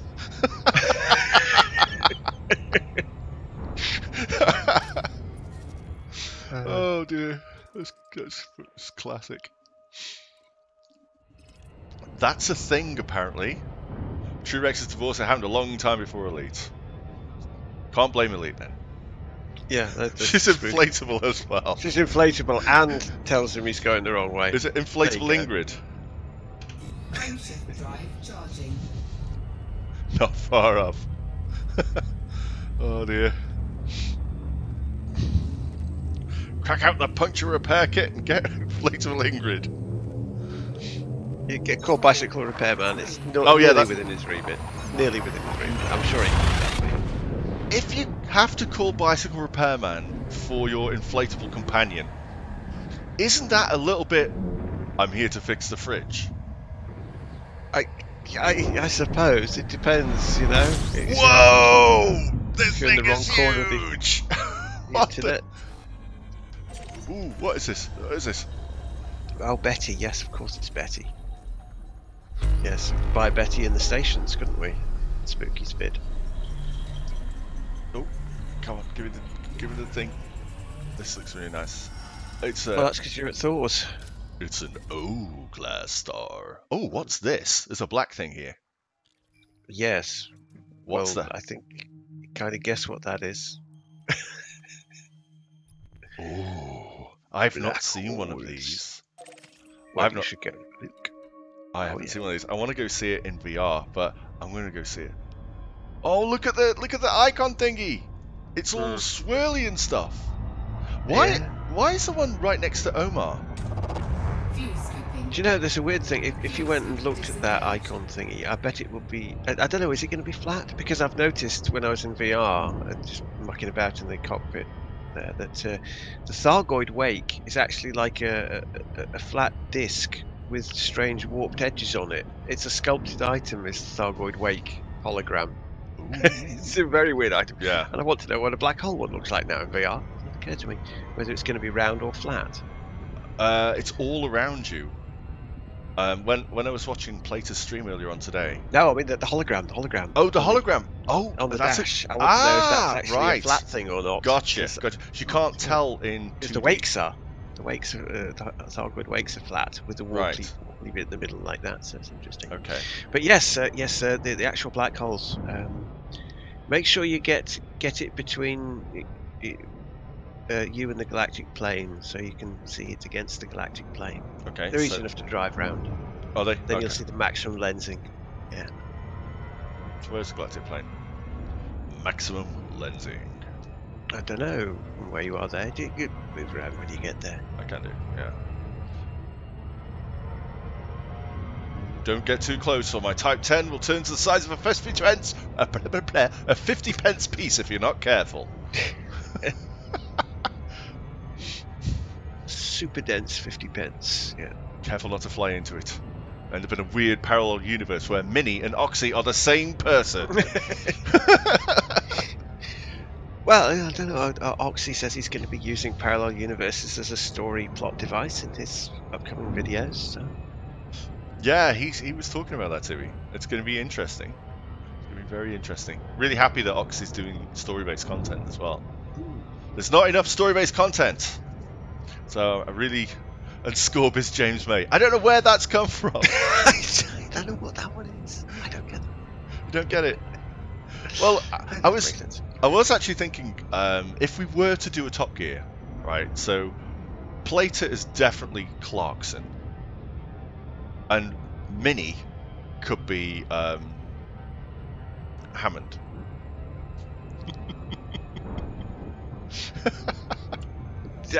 Kind of works. Oh wow, this is far away. It's probably the reason why it's not consumed the O-class star. Fly through it, just off center. Through it, just what will? I'm starting to doubt advice I'm being given here. Wicked says, "What's a pence?" in chat. A pence is about point. Where's Wicked from? It's about 1.3 cents. No, I was going to say it's the vice president. No, not pence. Pence. Not Pence. Pence. Yes, pence. Because we were talking about 50 pence pieces. Mars could be the Stig. Yeah, that's right. Never says anything. It just always communicates in text. Yeah. Yeah, that's totally right. There've been... it would work, yeah. Minnie as the hamster, yeah. I reckon it would be... Well, there's been quite a few people who've done Top Gear style shows. for Elite Dangerous, and some people have done a really good job. I think it was Captain Hooch. He did a good one. He had that going for a little while. He stopped It's a doing it penny, though. anyway. Whoa! Pences. Oh, bollocks. I haven't just done a loop of shame. This is actually a deliberate turn to get the galactic plane in the right place. Yeah, see. Although I probably should have... Don't mind me, just unwinding my headphones there. I noticed that they got wound up. I have a habit of putting them down 90 degrees off to where I put them on, so they get wound up. The telephone cables used to do that in the old days when we all used land-based telephones. That's true. It was a close call. It was a close call, but at least the galactic plane should be above me now. You can get pretty... Don't bother trying to lens it against the star, because unfortunately it doesn't work. It only lenses against essentially the skybox. I know. It's a thing of intense disappointment for all of us, because you want to put it across a star and see it lens the star, but it doesn't. Well, hopefully, because there's going to be lighting changes will against the galactic plane. So if you wow, it's actually starting to lens right now. Yeah. Oh, and I'm scanning it. I'll get some money for this. Yeah. I've never been to a black hole. What are they actually worth these days? Let's have a look. Thor's Eye. So is this Thor's Eye, or is it just the O-class star? Well, it would have to be the O-class because it's named from people that saw it from Earth, and you can't really see a black hole. You're working with someone who's never seen 2001. What? Uh-oh. Ah! Come on. Come on. Come on. Safe disengage. Safe disengage. This looks like it's getting really close. They're worth dropping too close. Oh, they're not worth very much these days. No. Black holes. Well, not by comparison with the tasty shinies of the green marbles there. I've hit the exclusion zone. They're worth... oh, I don't know. I mean, this chart I'm looking at, does that include first discoveries? It probably does. So you're probably looking at about 30k for a black hole, which isn't bad, but big money, of course, is always on the waters and the Earthlights and the terraform models. It's really strange. Yeah, they're great. Just if you manage, as you say, you get the lensing against the against that's nice against nebula. Yeah.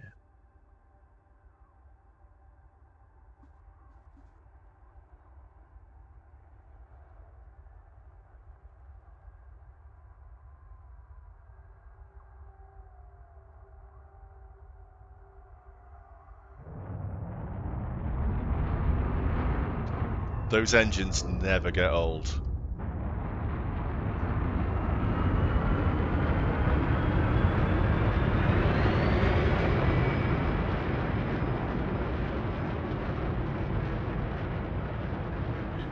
Cheryl says he's discovered 5 black holes so far on the way back from Sag A. Well done. Nice job. Why is my trail going backwards there? Is it because I've hit the exclusion zone? I'm not getting any further forwards. Probably. Yeah. In the old days, you'd have toasted yourself by now. I don't think you do anymore, though, do you? It just kind of just keeps you out, pushes you out the event horizon. But yeah, we used to. Did you see all the stars falling off? Look at that. Yes. It's like, yeah, you're supposed to see these things moving, but they're just dropping because I'm not moving anywhere. This is weird. I want to see this in VR. But it's not moving me any further forward, though. Flight assist on. Oh, Balrog, yes. Silent Running, the film, made me cry. Made us all cry. Yes. Yeah. Not because of the environmental thing or any of that. And it was because of the drones. It was the drones that made us cry. Ooh, yeah, that's pretty. I'd love to see Huey, Louie, and Dewey walking around outside megaships doing servicing on the outside of megaships. That would be so cool. Oh, it's easy to lose your bearings here. Very, very with those things. Look at that. I can see the reflection all the way around the ship. Oh, it looks weird. I haven't actually visited a black hole since they put this. Since they basically made them relatively safe compared to what they used to be. Oh, they shouldn't be safe. They should be utterly terrifying. I know. They used to be a nightmare. That the very first one that I encountered. This was the first great expedition we went out in. Was it actually in Gamma? I don't know if it was actually properly in release. And it wouldn't scan. I was on top of the damn thing, and the ship was overheating, and it still wouldn't scan because they hadn't implemented them quite properly at that point. And we did, you couldn't actually see it effectively. You couldn't target lock it. You're just wondering why your ship's suddenly overheating. It's because you're right on top of these things. Yeah, and then it got to a point where you could scan them, but they still burned you. But now they don't burn you that much. They were burning plater earlier on. Yeah. If you find some of them, it's weird. It doesn't seem to be across the board. Some of them still look at this. By their own rules. 82% right now. I've hit the exclusion zone. 85%. Yeah. They're cooking this little fighter. 87. There you go. Yeah. It's just that the Type 10 doesn't notice such things. Oh dear, 100% heat. Heat sink. Heat sink. Goddamn heat sink. Come on. Heat sink. Come on.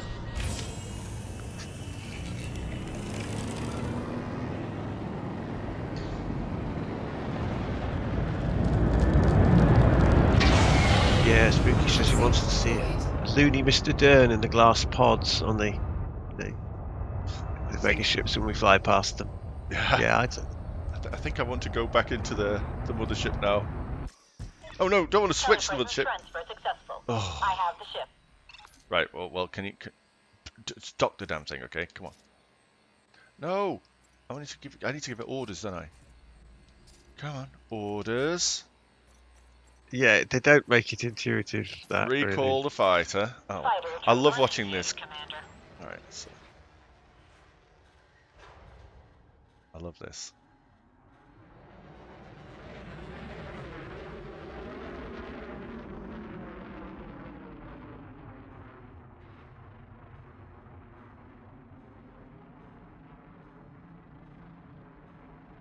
Your NPC's not going to complain that you telepresenced him into a burning ship.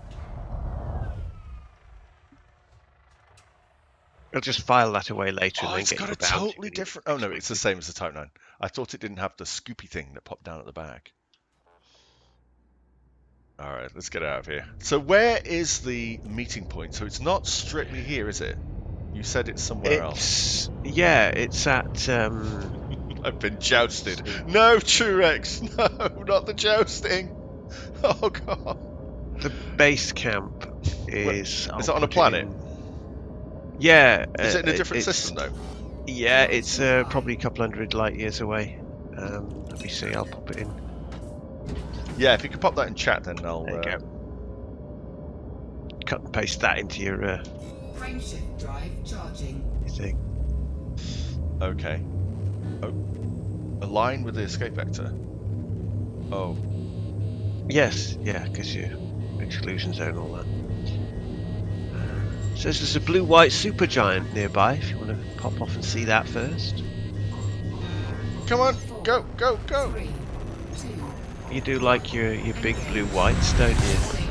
taking heat damage. Wow, I'm cooking a Type 10. I didn't think that was possible. And it just looked like it was going backwards. All power to thrusters! Yeah, more It's power. the black hole, sir! Right, let's. So, is it a system that's nearby? So I don't need to. Well, yes. if you want to stop off at a blue-white supergiant, that's nearer to where you are now, I think. It's, Okay. Do you know what's there? called? Okay. Yep. No, Wait, just check- popped it in check chat. it. Do we have a random spatula? We have a random spatula. Okay, so that is at the HD. So is that one down here? Yeah, that should be close to where you are, ish. Relatively close. Explorer terms, that system should be close-ish to where you are. I can't see. It's all NGC. I didn't say close enough to be on your actual jump list. Oh, Close-ish in galactic all right then. terms. All right, so Sorry. I'll Think like type an it in. explorer, and I never ever look at the local chart. I am so used to not typing in using this. 164,865. Okay, we'll go there. Oh, plot route. Yeah, okay. Yeah, it's a couple of jumps. That's why I wasn't showing up. Let's check this out. I'm really happy that I got to see. I love the smell of burning circuits in the morning. Yeah, it's it's just cooking a Type 10. I thought was impossible, but no, I can cook a Type 10. Let's go. Spooky's got to run. Yep. See you, Spooky. Well, cheers, Spooky. Thanks for joining us. It's always a pleasure, sir. Always a pleasure. Frameshift drive charging. You filter out the local stars in that listing. Lord Cogs, you have missed much. But basically, we've just been flying from the Red Spider Nebula to Cause I, and I thought that it would be quite a short trip, but it's actually one of the longer legs between that waypoint. So it's actually taken us quite a while, but I'm really happy because there's an O-class star there. Yeah, because technically Thor's Eye is a diversion on the way to the waypoint, so it's probably. But and there's a black hole, which I got to see, which is super great. And it's just really pretty around here. Look at all these stars. Your bobbleheads looks like they're not in sync there. They were bouncing against each other. They didn't like jumping out of that. I can't do a rare brew trading with the ship because it doesn't turn fast. Oh no! Here we go. No, they were sort of like out of sync. Whoa, I thought they were going to knock into each other there. Yeah. Careful, mate. So careful. when you jump, they just go all over the place. I wonder what stresses are put on the ship. All right, so it's one jump. See, I could have just jumped there. Why didn't he jump? All right. Okie dokie. So it's a blue supergiant, a Class A blue supergiant. 4, 3, 2, 1. The legs get longer later, a lot longer. See, yeah, I didn't realise that, Darren. I thought 30 jumps each. I can handle that. Only 15 legs. Piece of cake. Yeah. Whoa! It's great test planning, you see. Oh my God. Yeah, he lulled me in with a false sense of distance. This is how you get scored gradually, you know. Yeah. Yeah, it's there you go. How far away is that supergiant then? This is. I have to buff out the scorch marks. I can't see because it's really bright. Far. It's quite far away. Oh, yeah, 279 light seconds away. Nice. And it's already this big. I could probably get closer. Do I want to in the Type 10? Oh, yeah. Yeah, great test, you. Let's see how big it is in the system map. Should still be scoopable. Oh, yeah. It's not like it's exploded there's yet. nothing else here because it's at everything. I'm not surprised, yeah. This is at full zoom. There's nothing else for miles. It's all inside there. There used to be an entire star system. Yeah, it's all inside. In there, somewhere. Nom nom nom. So big. That's what she said. Well, actually, a one that bright's probably quite young, so it might not have had many planets anyway. It should be quite young. Yeah. If the Stellar Forge is doing its job properly. Let's get an external shot. So I do love the. Oh wow, it's hot too. Right, let's put the fuel scoop away, and then it will cool down. Let's get an outside. It's spicy. It's very spicy. Certainly. That one. Oh no, what's going on here? That one. Go. Right, so huge ship, humongous ship. It is nothing compared to this star. Yeah, that zoom Right, thing. this is You me can't- zooming you out. Can't do anything else. This is me zooming out. This is it. The star hasn't moved. It's still filling the entire screen. Holy shit! Right, let's speed that up.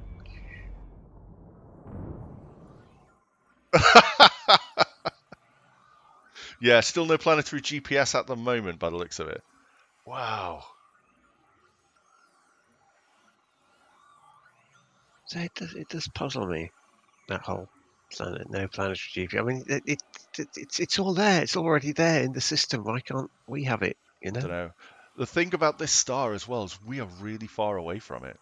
Like Oh, how yeah. far away is like 200 and... Oh, I'm currently 197 light seconds away from it. So how far is that in miles? I'm sure there's a calculation for that. Yeah, probably. If anyone could do that, like find it on Google or something, what is 197 light seconds in miles? And that should tell us how far away I am. And then we can see how far away is Earth to our sun. Because there's a high chance that I'm actually further out than Earth. Many miles, Jack. Yes. Many miles. How far away did you say you were? I'm 197 light seconds. Yes, I'm in the AB cluster, I think. Yeah, I just think in terms of how far that relates to AUs. So now you're talking to your voice chat, huh? I'm talking to my voice chat. Yeah. Yes, I am, Gray. I have been here at the very beginning, and you didn't hear me. Yes, that's right. So was I. We went through this whole business of new microphones and So rude. voices. So rude. So rude. All that bit. No, it's only because I was pushy in chat, you see, and I said, "Oi." Yeah, I did as well. He didn't notice. I didn't notice. Look how bright this is. Sorry, I'm just blown away by this star. Your ears have popped. Yes, Gray is being loud. I'm sorry. I'm gonna whisper now. Yeah, well, it's part of the old shenanigans that we did sorting out. Yeah. Oh my the God. sound The levels. planet. We had a lot of fun. It speaks. Do I have to do Omar now? Yeah, you have to. Well, this is an A-class star, so you have to do something with A. No, that's not an A. That's a dog. Anna. But like that deep of a voice doesn't quite suit a female star. So deep, is it? We need Shibuka. Oh my God. Okay, Colin Kerr says it is 36,697,632.2 miles.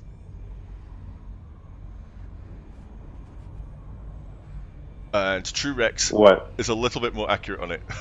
And right, so Earth is 93 million miles away.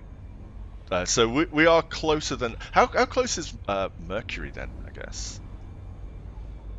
I'm going to find that planet that we got to get to. This is... I love these stars. They're just huge. Just absolutely huge. Ooh, it's scary.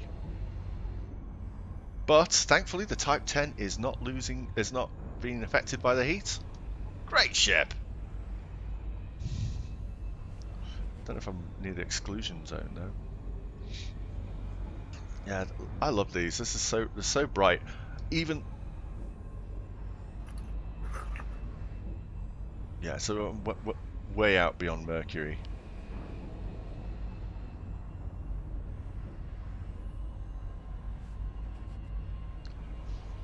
You're on Mercury now.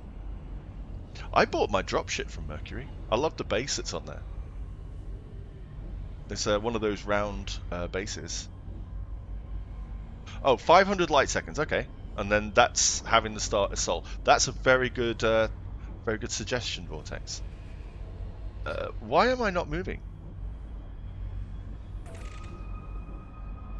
Come on.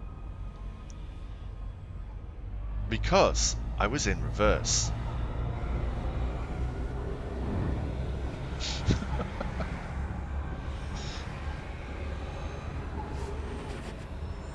Have I lost Gray and Surgeon? No, we're still here. All We're right. just enjoying the silence. Oh, you're enjoying the silence. That's what you go on a live stream for. Yeah, I've just been on a live stream with Yamiks for like more than an hour. Right, so I'm going to fly out to 500 light seconds away from the star, and then I'm going to stop, because then it should be the size that it is. You know, like we see how big Earth is, how big our sun is. Right, nearly. Okay, slow down.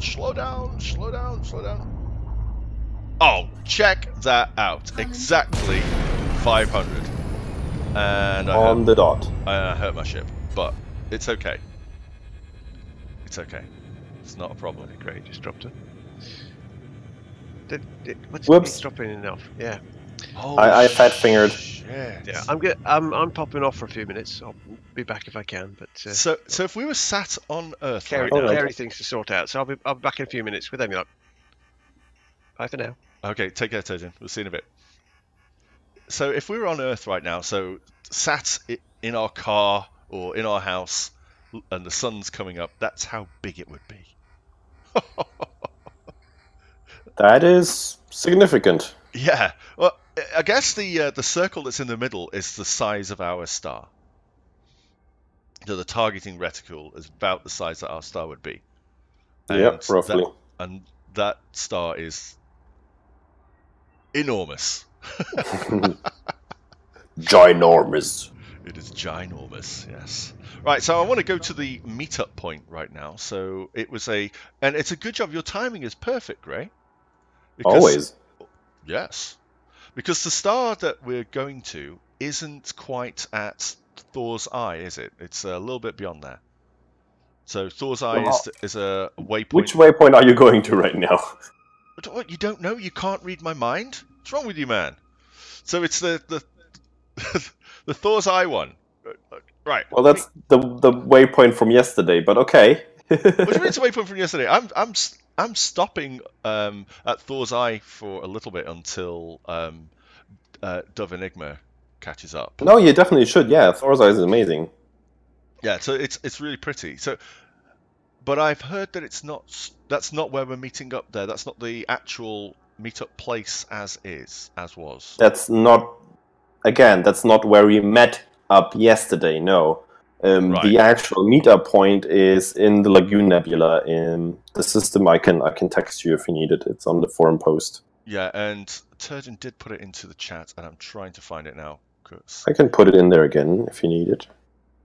I am so bad at this. I'm so bad at this. There you go. Because I would like to land there, and then if it's a planet, and then. I was quicker, Vortex. You are my copy, not I'm your copy. There you go. We just solved the problem. But Vortex also put the coordinates.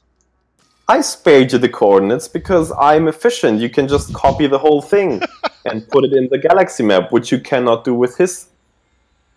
Boom. Okay. I can tell you the planet. I can tell you the coordinates. Dear, okay. Damn it. Calm down. I'm not going to give you that one, Vortex. I'm sorry. He's so pushy. All right. There we go. Oh, pretty. All right. I'm looking forward to this now. So it's not of course far. It's different on your screen because that's called ping. Oh, and I will get back to the thing. Back to here. Oh, and hold on a second. What's fresh in on the news? Dove Enigma just texted me. He's feeling much better and he's going to try to catch up with everyone. He doesn't want everyone to be stuck and waiting for him. So, that's good. He's hopefully going to catch up with the fleet on the weekend. Where is he right now? I'm not sure he managed to get any flying in just yet. I mean, if he's saying he's going to catch up on the weekend, I kind of expect him to fly then on the weekend. But since the distances involved are not too large just yet, he shouldn't have that much of an issue. Okay, well, I won't do anything else until the weekend. So I'm happy if he's ahead of me. That makes me happy. I don't think so. I'm pretty sure he's not. If he does catch up and goes ahead of me, that'll be great, because then I will feel better. Because what I didn't want to do is leave him behind, because that's kind of from my perspective, that's defeating the point of me going. Yeah, the problem was I just didn't know where he was or what was up because he didn't really answer at the beginning. I'm not saying that but you now, did a bad thing, Ray. No, it's okay. I mean, now we know where he is, and he said it's fine as it is. We're just gonna keep on moving, and he's gonna catch up again, and we're gonna have some great fun at the next 3 waypoints. Yeah. So if you guys, if he catches up, let me know, because especially if it's only I will probably on the weekend, maybe Friday evening or Saturday. I will actually turn around and fly towards him and basically, you know, pick him up and fly along with him. Okay, that'll be good. And then join the fleet again. Yeah. Nothing of note here. Frameshift drive charging. Yes, we're not stuck. Vortex is right. We're not stuck. There's lots of things to scan around. That was kind of the intention. That's why I planned in an extra day here and on the weekend as well. But Saturday we also do not have a waypoint meetup, so you guys have some time to, you know, just scout around, explore the area, and find some awesome stuffs. Yeah, and I've said it before. I've said it pretty much on every single stream. I appreciate and I realise just how much effort you have put into this. All these different places that have got something fun to see. Well, thank you. I mean, it's part and part, because there of course was also a huge amount of work done that I kind of relied on. Specifically talking about EDSM here, where you can just look at the map and see all these awesome waypoints. But of course, I also went in and picked them out and tried to arrange them in a nice way on the schedule, so it's going to turn out great. But yeah, I wasn't the one discovering all these sites myself. You don't have to worry about copying other people's homework, Ray. It's okay. It's okay. I just want to give credit where credit's due. It's all right. But yeah, if you hadn't done this, then I would have just gone straight out to Colonia and not seen any of it, because I'm like, what do I know? I'm Ascorbius. No, I made it there. Right, what that's now? not the point of an expedition, though. So yeah, they had to be waypoints in some shape or form. Yeah, and I do feel like I got a little bit tricked, because those early waypoints are like, I don't know, 30, 40 jumps between them. Yeah, I did say that the pace is gonna pick up towards the end of the expedition. Yeah, you weren't kidding. The largest lags we have in between waypoints, I think, is 3,500 light years. Oh my god! But you also get at least 2 days for those, so per day it's actually not that much more. Yeah, it averages out at 57 jumps per leg, around about. Yeah, there you go. So, well, of course, it's going to be more jumps for you in your battle kettle, your charging bull. Oh, there's another asteroid base in the lagoon sector. Ah, near the meetup point.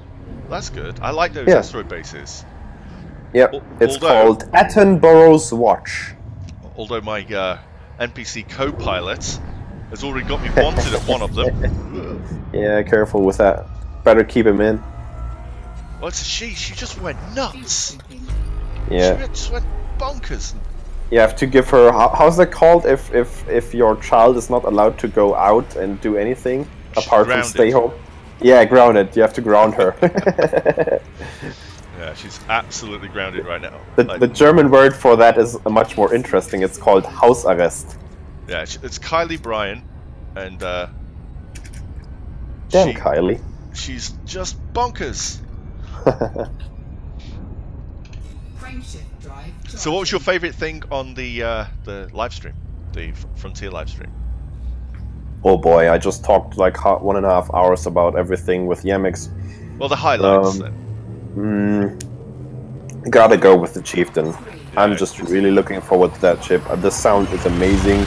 Weapon placement is amazing. Yeah. Looks, I really like. Yeah, really nothing too bad about it. I mean, it's not going to be that multi-purpose as the Python, but it's going to be at least rivaling it in combat, because it's going to be more maneuverable. Well, they said it's shorter than the Python but wider, so you've got all of your thrusts on the outside edges of the ship, giving it more I'll leverage. wait to make a final judgment once we have the final numbers. Yeah, because they say that they'll change them. Or they I mean, if you saw the jump range, that was 20 light years flat, so that's probably almost certainly gonna change. Yeah, but and that was with the 5A frameshift drive, wasn't it? 5D or 5A, one of the two. I'm not sure anymore, but yeah, 5 class. There's a planetary base if I want to try my luck with a potato world. Depends on what the gravity is. Well, if it's a potato world, it's probably not that big. Might try it. But yeah, that I look very much forward to. That I can see that becoming my new go-to ship, my new all-day, everyday ship for rock ratting. Okay. Apart from that, I really like all the small little bits of changes that come into the game with all those updates. For example, trading, I can really see myself, you know, dusting off my cutter and putting some big cargo racks in there and just going on some awesome trade runs with friends, for example, and cash in on some of those wing vouchers. Yeah. Or like the changes that come with that, for example, that you will now be able to plot to a station directly from the galaxy map is amazing. That's is really good. A very small detail, but it's a quality of life improvement that I know I will really enjoy. And what else? I mean, that kind of mega ship interaction stuff, not too exciting just yet, because I don't really see the rewards outside of maybe getting some of the data materials more easily. Oh, Spatula has to leave now. You're getting on a plane? Spatula. Oh, you coming over here? He said he's on an airport earlier. You take care. I don't know where he's going, but yeah, take care. Don't play detective again. You gotta get arrested. I was actually thinking, you know, the planetary a real surface plane. changes. That's going to give something like, because the planetary surfaces are now going to be based off of the composition of the planet.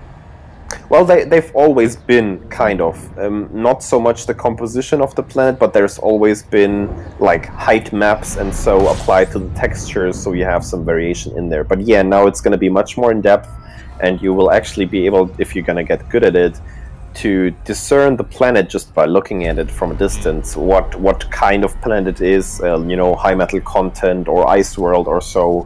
You're gonna know if it's gonna have volcanic activity, stuff like that, which I think is really awesome, because if you get really good at that, you might actually be able to leave your discovery scanner at home if you want to save that module slot. I was thinking that it could be quite a thing for the rock rats.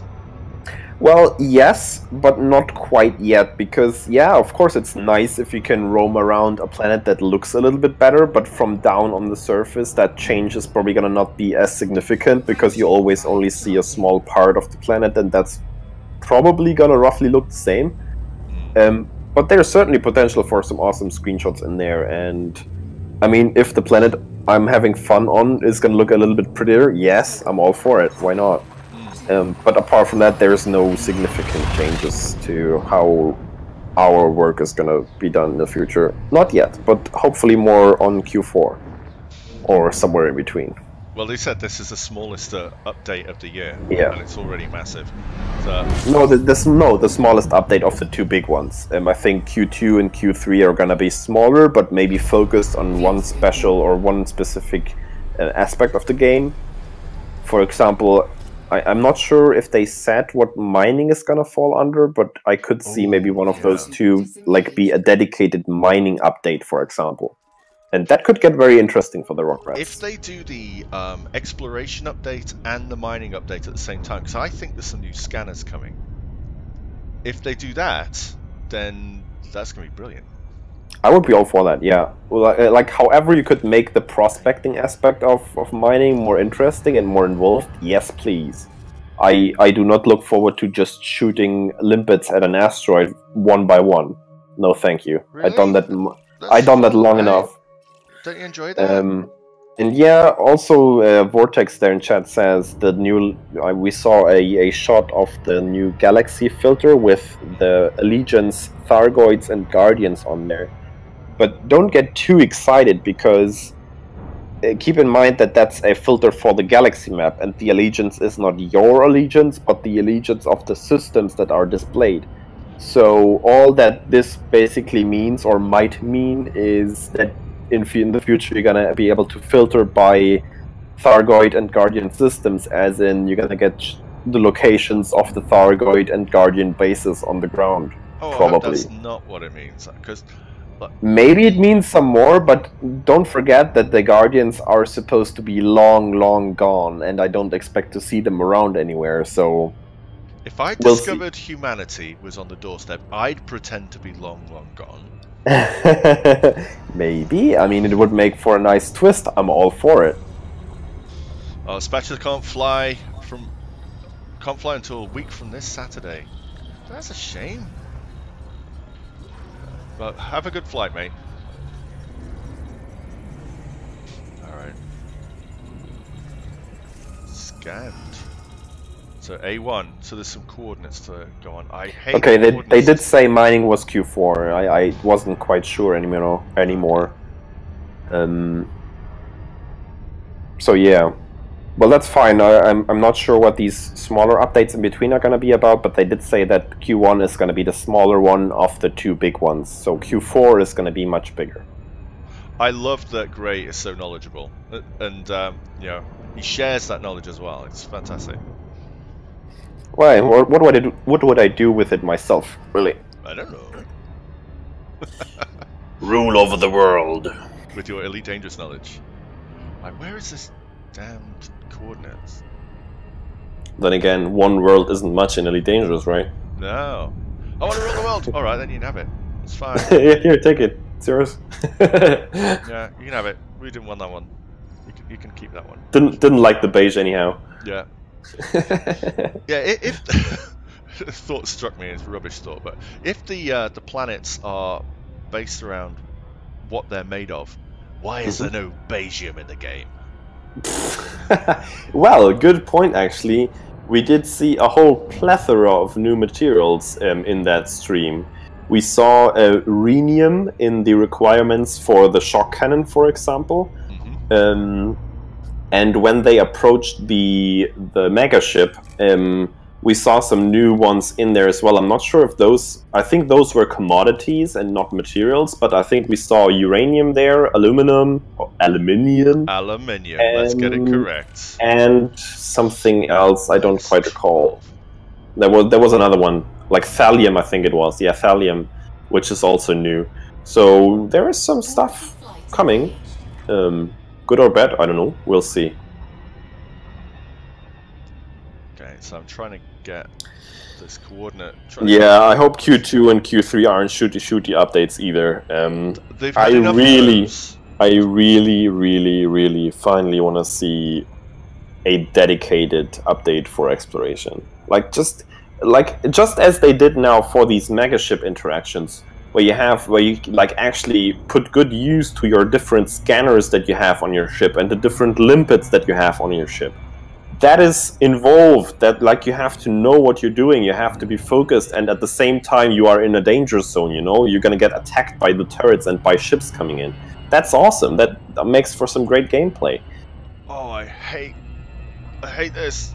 Well, in exploration as well, where you're not just pointing your ship at a planet and wait for the results, where you might have to, you know, fly around the planet to get a good look at it, or, you know, different kinds of scanners for different kinds of information you want to get from the planet. There is so much potential in there for more involved gameplay that I really hope they're going to do something about that sooner rather than later. Alright, so I need to... I'm not the only one, certainly not. I hate flying by coordinates. I really hate it. Make sure you align one of the coordinates and then don't change that one anymore and just fly along until the second coordinate fits as well. This is... use the degrees on top of your screen. I'm using them. Ish. After a fashion. Okay. Technetium is already in the game, Commander Rodwader. Technetium is a very rare material that you can collect right now on planet surfaces. That's not new. That has been there since engineers got added way back. I think 2.2 was it? 2.1? I don't know. Long ago. Long ago. We've been collecting technetium on the 2.1 it must be, because we've collected technetium on the Distant Worlds expedition back in the day. It's 90 degrees now. Those were the good times, you know. Back in the day. Back in the day, everything was better. How can you be reminiscing? my whole huge lifespan of experience. I'm going the wrong damn way. Please turn around. Yeah, turn around if possible. I need to be 270 degrees. In 250 kilometers, please take a left turn. It's going to drop me out of super cruising. Right, okay, 270 degrees. Alright, let's go. Let's go. Come on. Let's go. 2.0, there you go. I know nothing. Of course they got added with Horizons. It's been so long ago, my brain melts. My brain is rotting away. Oh, Bookmarking locations on a planet. Big point there. Absolutely agree.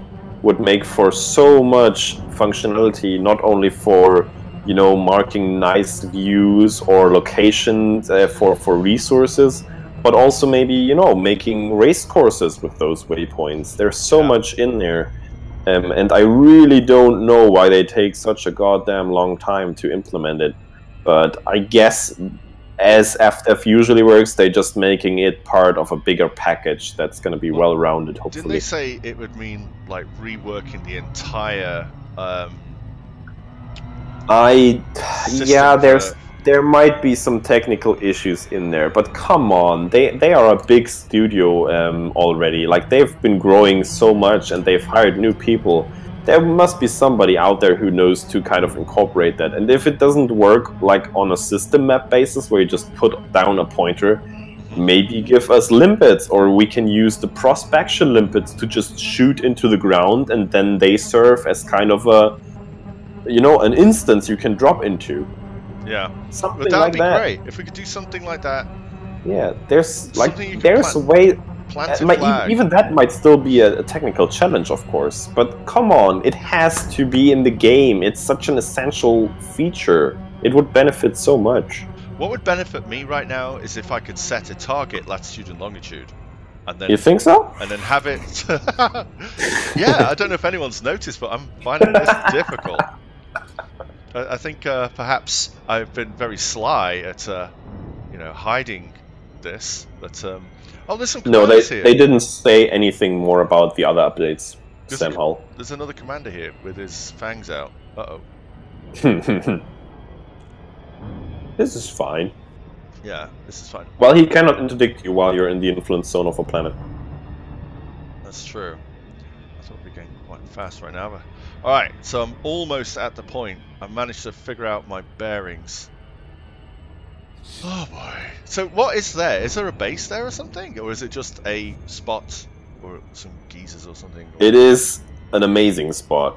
I'm not sure if the time of day is going to be beneficial for you right now, but it has been amazing over the last couple of days.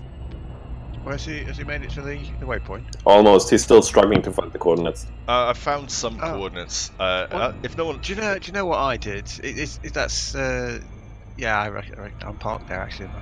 I just looked at the planet, saw that there was a very conspicuous crater on the top.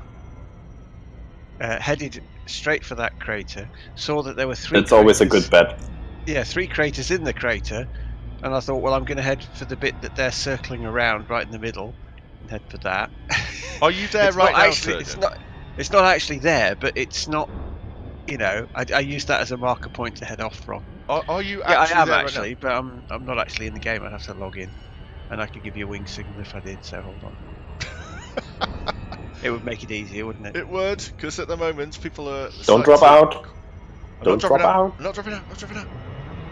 Hey. Oh, remember, This is No. No. Why didn't you head up? be careful it's okay. with It's the okay. landing. It's okay. I've got it. I got this. I got this. Because you're I got quite it. capable of landing on high G worlds, just not so capable at the low G ones. That is true. It's very, very true. It was a low G world. It was a 0.2 gravity, and I smacked it so hard. I still can't believe I did that. So I left myself in PR, didn't I? Right, headset. There we go. Uktentai, what you want to do is pick the one off planet, kind of when you drop into the system and you see one kind of off in a direction out from the other ones. Fly to that one first, and from there on, just follow its orbit line around. Do not fly in towards the star anymore. Just fly outwards more and go around the star ones, checking off all the planets in sequence that you find there. I find that to be the quickest way to do it, really.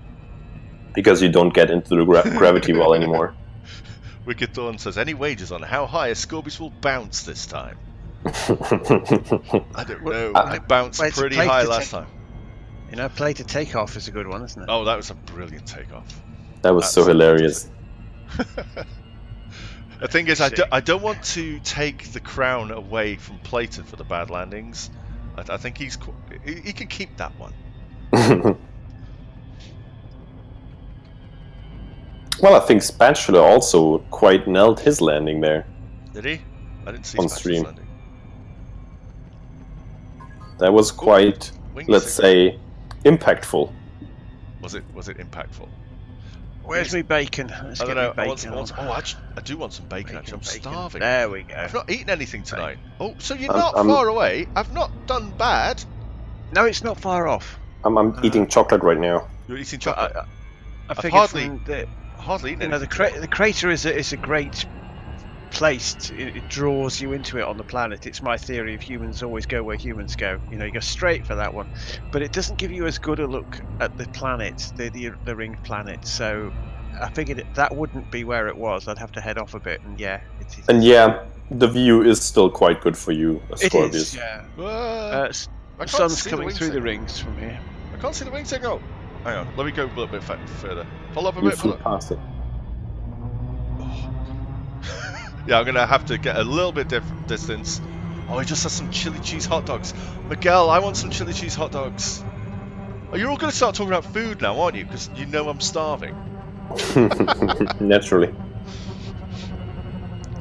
Yeah, this view already looks spectacular. Look at that ring. Oh my god, this looks so nice. Right. I don't have a glass of rum as it happens. You don't? I've got no. I've got a glass of rum. No foods. I don't need food when I've got a glass of rum. Why? I can't see your wing signal. Alright, screw it. I'm going to have to... Oh, I've got Garrus's high wake here as well. Hello there. And yes, Commander Rodwader, you need to go there. You need to join the Enigma expedition, good sir. Yeah, we haven't got... Yeah, we haven't made it all the way to Colonia yet. There's still time to catch up. There is. Okay. So, Turgeon, you're over there. Andy, don't let your dreams be dreams. Just do it. Do it. Is that what you're saying? Do it. Oh, fam. Do it. Bloody. Do it now. Right, you've turned up now. Frameshift drive charging. Turn up for what? It's food talk time. Yes. Align with the escape vector, Victor. You goof, you just dropped out of glide. I did, but that's because I thought I knew where he was. Come on. Yeah, 200 kilometers away from you. I noticed that. Have you got clearance, Clarence? Alright, now let's... Well, Miguel, that's just lazy. Get your ass back here. Get your ass to Mars. Yeah, it's good to ask to Mars. It's still gonna be like 2 weeks before we arrive there, so plenty of time for you to come. That goes along with get your ass to Mars. When? 2 weeks. I'm in Thor's eye. I hope he's okay with that. I can't imagine that being painful. Thor's eye, the O-class. I love that black hole that's there. Yep. Yeah, sounds as though we're going to be holding the expedition for him to catch up. Yeah, as long as it takes. Yeah. Essentially. Oh, for goodness sake. This is just... Right, you're not that far away. You're 64 kilometers on a plateau, apparently. Yeah, kind of. Roger, It's roger. What's your vector, Victor? Yeah, you got Clarence. Right, what I'm not going to do this time is aim at the ground like I did last time and boost. That was where it all went wrong. No, what you have to do is turn flight assist off, then aim at the ground and boost. Gray, can you see me, Gray? I can. We're about to have this conversation, aren't we? Do we have to have the talk? I can see you there. I can see With- you at 58 With clicks out. bees and flowers? That's not my job to have that talk with you. That if you haven't had Well, that who else is talk going to do it already, then? that's down to mommy and daddy. You know, when they love Don't each worry. other very much, and they have a Jan, special I'll explain cuddle. that to you later. See, that's what you made him do. Turjana is going to explain it to you. Yeah, or Gwydion, whichever you prefer. I'm I still would going to not- have nightmares. I would not want to talk with Gwydion. It'd be as bad from either of them. Yeah. So No, good I'll- boy. Just I get can't American do it. Turjana to do it. She'd just say, "You dirty bastards," all the time. Because that's all she says. Oh boy. Yeah, I actually want to say again, I mean, I've talked to you already, Turgeon, but your last video, outstanding. I mean, I feel like they do actually get better and better from each time. Oh, it's totally. really fantastic. Well, I hope so. Yes, that's like. I love just how creative it is with the dialogue, and also, you know, the references to Galnet and Cass, you know, actually being Galnet audio. That's so cool. Yeah, well, that had to be done. The Had to moment be I done. first heard about Yeah, that, I but thought, the way you there's a did it, story it's in so that. smooth, man. It's so smooth. The horizontal hug, that's totally what they do. I love the silhouette in the window. Yeah. Where the CD... if CD anyone hasn't... journo. I don't want to say too much about it. But Yeah. It's just that Turgeon has raised the bar. Well, I've had a journalist make a comment on the video saying we're not all nasty hacks and muckraker, you know. So I said okay. And he said you want to have a nice Devonian journalist in there to redress the balance, and I said yeah, I'm sure I can work that into a future episode. So they're getting all defensive. That's hilarious. We're not all like that. Are we? Are we? It's just a profession that gets a lot of flack for that, you know. Rightly so. But there are good journalists out there. As do There are Catholic good priests, journalists. by the way. Yeah. Oh, they're all evil. It's like me having a proper artist all being starving and living in garret attic rooms and eating wood Yes, shake. Sam. Oh, no, hang on, they do. You've got to watch them They all do. from the beginning now. And I actually still have to. Don't worry, Cass, that's why men have to. I wondered what you were talking about with that. I know it's I wonder. deliberately vague. It's not really that vague, is it? No, it's not that vague at all. Well, there's a red glow in my sky here, getting larger at 15 clicks out. It's a comet, Mm-hmm. and I hope I can Coming slow for you. down. I'm A coming red for you, comet. Turgeon. I'm coming. Oh, coming. Yeah. It's a red rocket. It's a red rocket, yeah. Yeah, so, I'm not coming down too quickly though, am I? Am I? Don't think so. At least hopefully I won't bounce this time. Right, you're 8, 7. Alright, I'll start slowing down in a sec. Slow down! There's the little altitude loss bar. It was in the Yeah, red when I was coming down that high G world. Klaxon will kick on in a moment. You'll be getting Oh, over G, yeah. over Oh, G, yeah. over G. Who's G? Why do they keep saying over?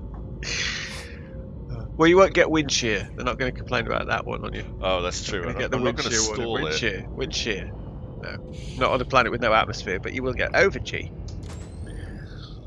Well, I actually disagree, Commander Machine. I do have some contacts in that area as well, and there is still some actual journalism out there. It just gets rarer and There more is. sparse. Yeah. good journalists are hard to find, but when you do find one, you've got to grab onto them. Because I don't think of all these media outlets that popped up on the internet over the last 10 years or so of actual journalism. It's more like kind of a sometimes convenient, sometimes annoying collection of happenings, but not actual journalism. Oh, now I've got to find a landing spot. The Type 10 is nigh on impossible to bloody land. It is relatively flat, this area, so... Doesn't matter to a Type 10. It should be okay. The Type 9 was easier to land than this. For some reason, it's supposed to be the same subframe. Well, its feet are the size of Sidewinders, you know. Yeah. Ooh, was that a blue bit? Did I find a blue bit? Was that a blue bit? Come on. Oh, come on. I'll be here all night. There was a blue bit there, yeah. There was a blue bit, and I've lost the blue bit. Oh, I've probably got the primo parking spot here. You have. I'm going to nudge you out of the way. I hope you don't mind. Well, I can. I know I can park here. I can get out of the way if you want. No, it's fine because that is a spot that's good for your ship, not my ship. Like there is a sizable difference between yours. But it is very flat. See, yours is really kind of tiny compared to mine. And I know it's not the size that's important, but it is not insubstantial. Oh, blurry. Right, I'm gonna go past you and go up to the left of you.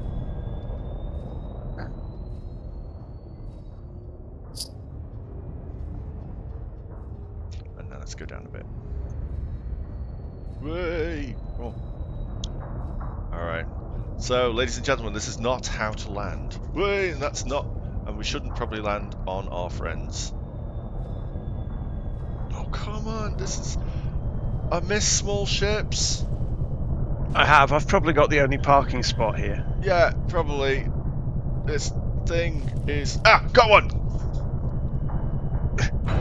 Got it! I landed! Oh boy. Right, let's go.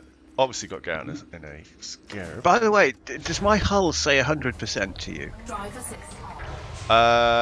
Yes. What's curious? What does it say for you? Well, I did crash into into an asteroid belt, as you do. So I repaired everything, and it said hull compromise. I fixed all the modules, but the hull says 100% to me. But when I'm in the SRV and look at the ship, it says 99%. Oh, I wonder if it's work that one out. Is it talking about the internals, like all the gubbins there? Oh, I've got to let my dog out. 1 second. Alright. Oh, handbrake. Otherwise, it just shoots. No, that's that handbrake. Because if you don't put the handbrake on, it just shoots off over a cliff. There you go for size reference. Your ship, does it say 100%? I've not targeted you. Handbrake off. From the SRV, it might say 99. Or at least it does on my panel, on my left-hand panel. It says 99. You're absolutely. You're 100%. Yeah. Right. So Weird. here's what I'm going to do. I'm going to go over here by the ship. I'm going to take a look here. Yeah, Balrog says there's always a bloody smart car in the parking space. Yeah, yeah, totally. SRV makes the other 1%. Yeah. Handbrake. Oh, really? Really? So you're going to let Harry out there? We should have a stream, the Harry and Clive show. Shouldn't we? Don't cross the streams. Plater's cat, Clive. Oh, yeah, they should have a that. show together, Harry and Clive. It worked well. Where's the damn ships at? Oh, there we go. Why are you not moving? What are you doing? Come on. Oh, it's because there's an SRV in the way. Okay. Oh, my camera work. What is going on? I thought I could do this. I thought it was good at camera work. That's so pretty. Look at that nebula. It goes all the way around. All the way around. So nice. You don't see anything like this. Who have we got coming in there? Ah, Commander Jeremiah Fieldhaven. Coming in to join us. He's come to join us. Oh, he's flying in. What's he flying? Right. Let me just. It sounds big. It is big. It is a. It is. It's an anaconda. It is. Go on, Harry. How'd you go? Good boy. Which he will land first time, you see. Because it's an anaconda. Because it's not a T10 rather. And has he just landed? Has it just been a perfect landing for him?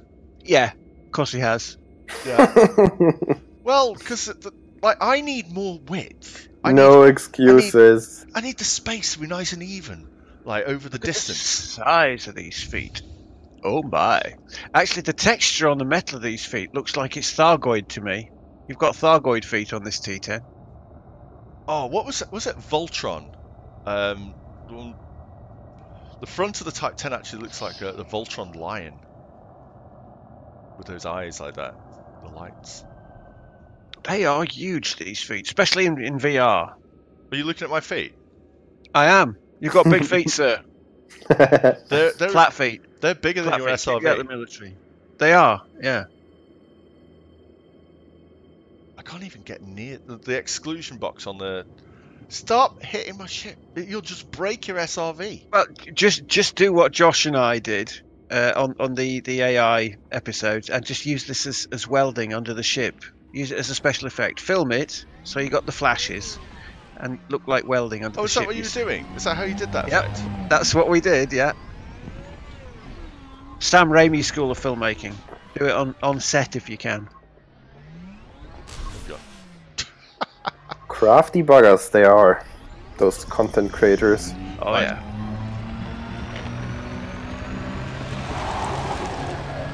Drifting. We have to end the stream on driving SRVs like a maniac. That just has to be done.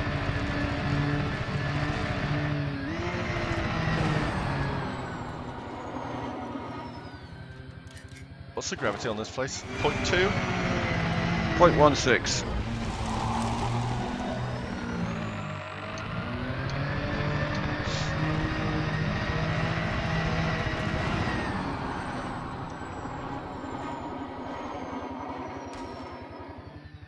Oops.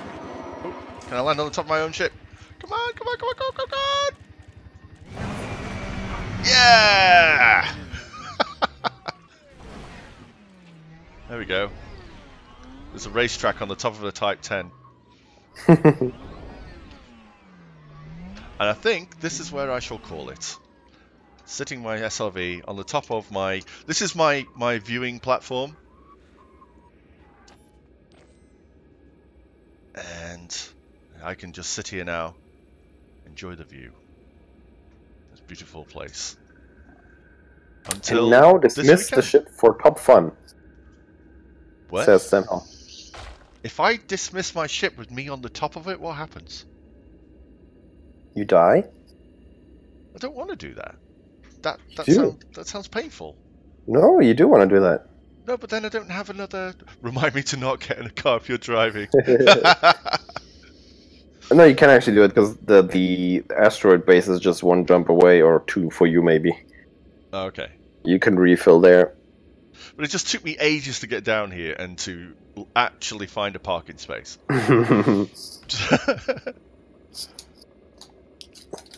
this is really pretty. I love this. So I'm really looking forward to some of the vistas around Colonia, because like every direction just seems to be pretty. Oh, Yeah, I've never been there. I'm really looking forward to that as well. That's nice. Some nice framing there. What was that? There's something happening. What's happening? Oh, it's just me driving around like an idiot under your ship. Why are you doing that? As you do. Why are you doing that? Right, yes. Ladies and gentlemen, thank you very much for joining me on this stream. It's been an absolute pleasure. I'm really glad that you guys have come along. Goodbye. We're doing some stupid things, as we always do. I shall probably live stream the next time that I do some travelling when Dove Enigma catches up. So, not entirely sure that that'll be. Probably this weekend. So, hopefully I'll see you guys there. Thank you again for joining me. You guys have been amazing. I've been Commander Ascorbius. Fly aimless and don't fly like me, because otherwise you'll just end up breaking your ship. Take care. Bye.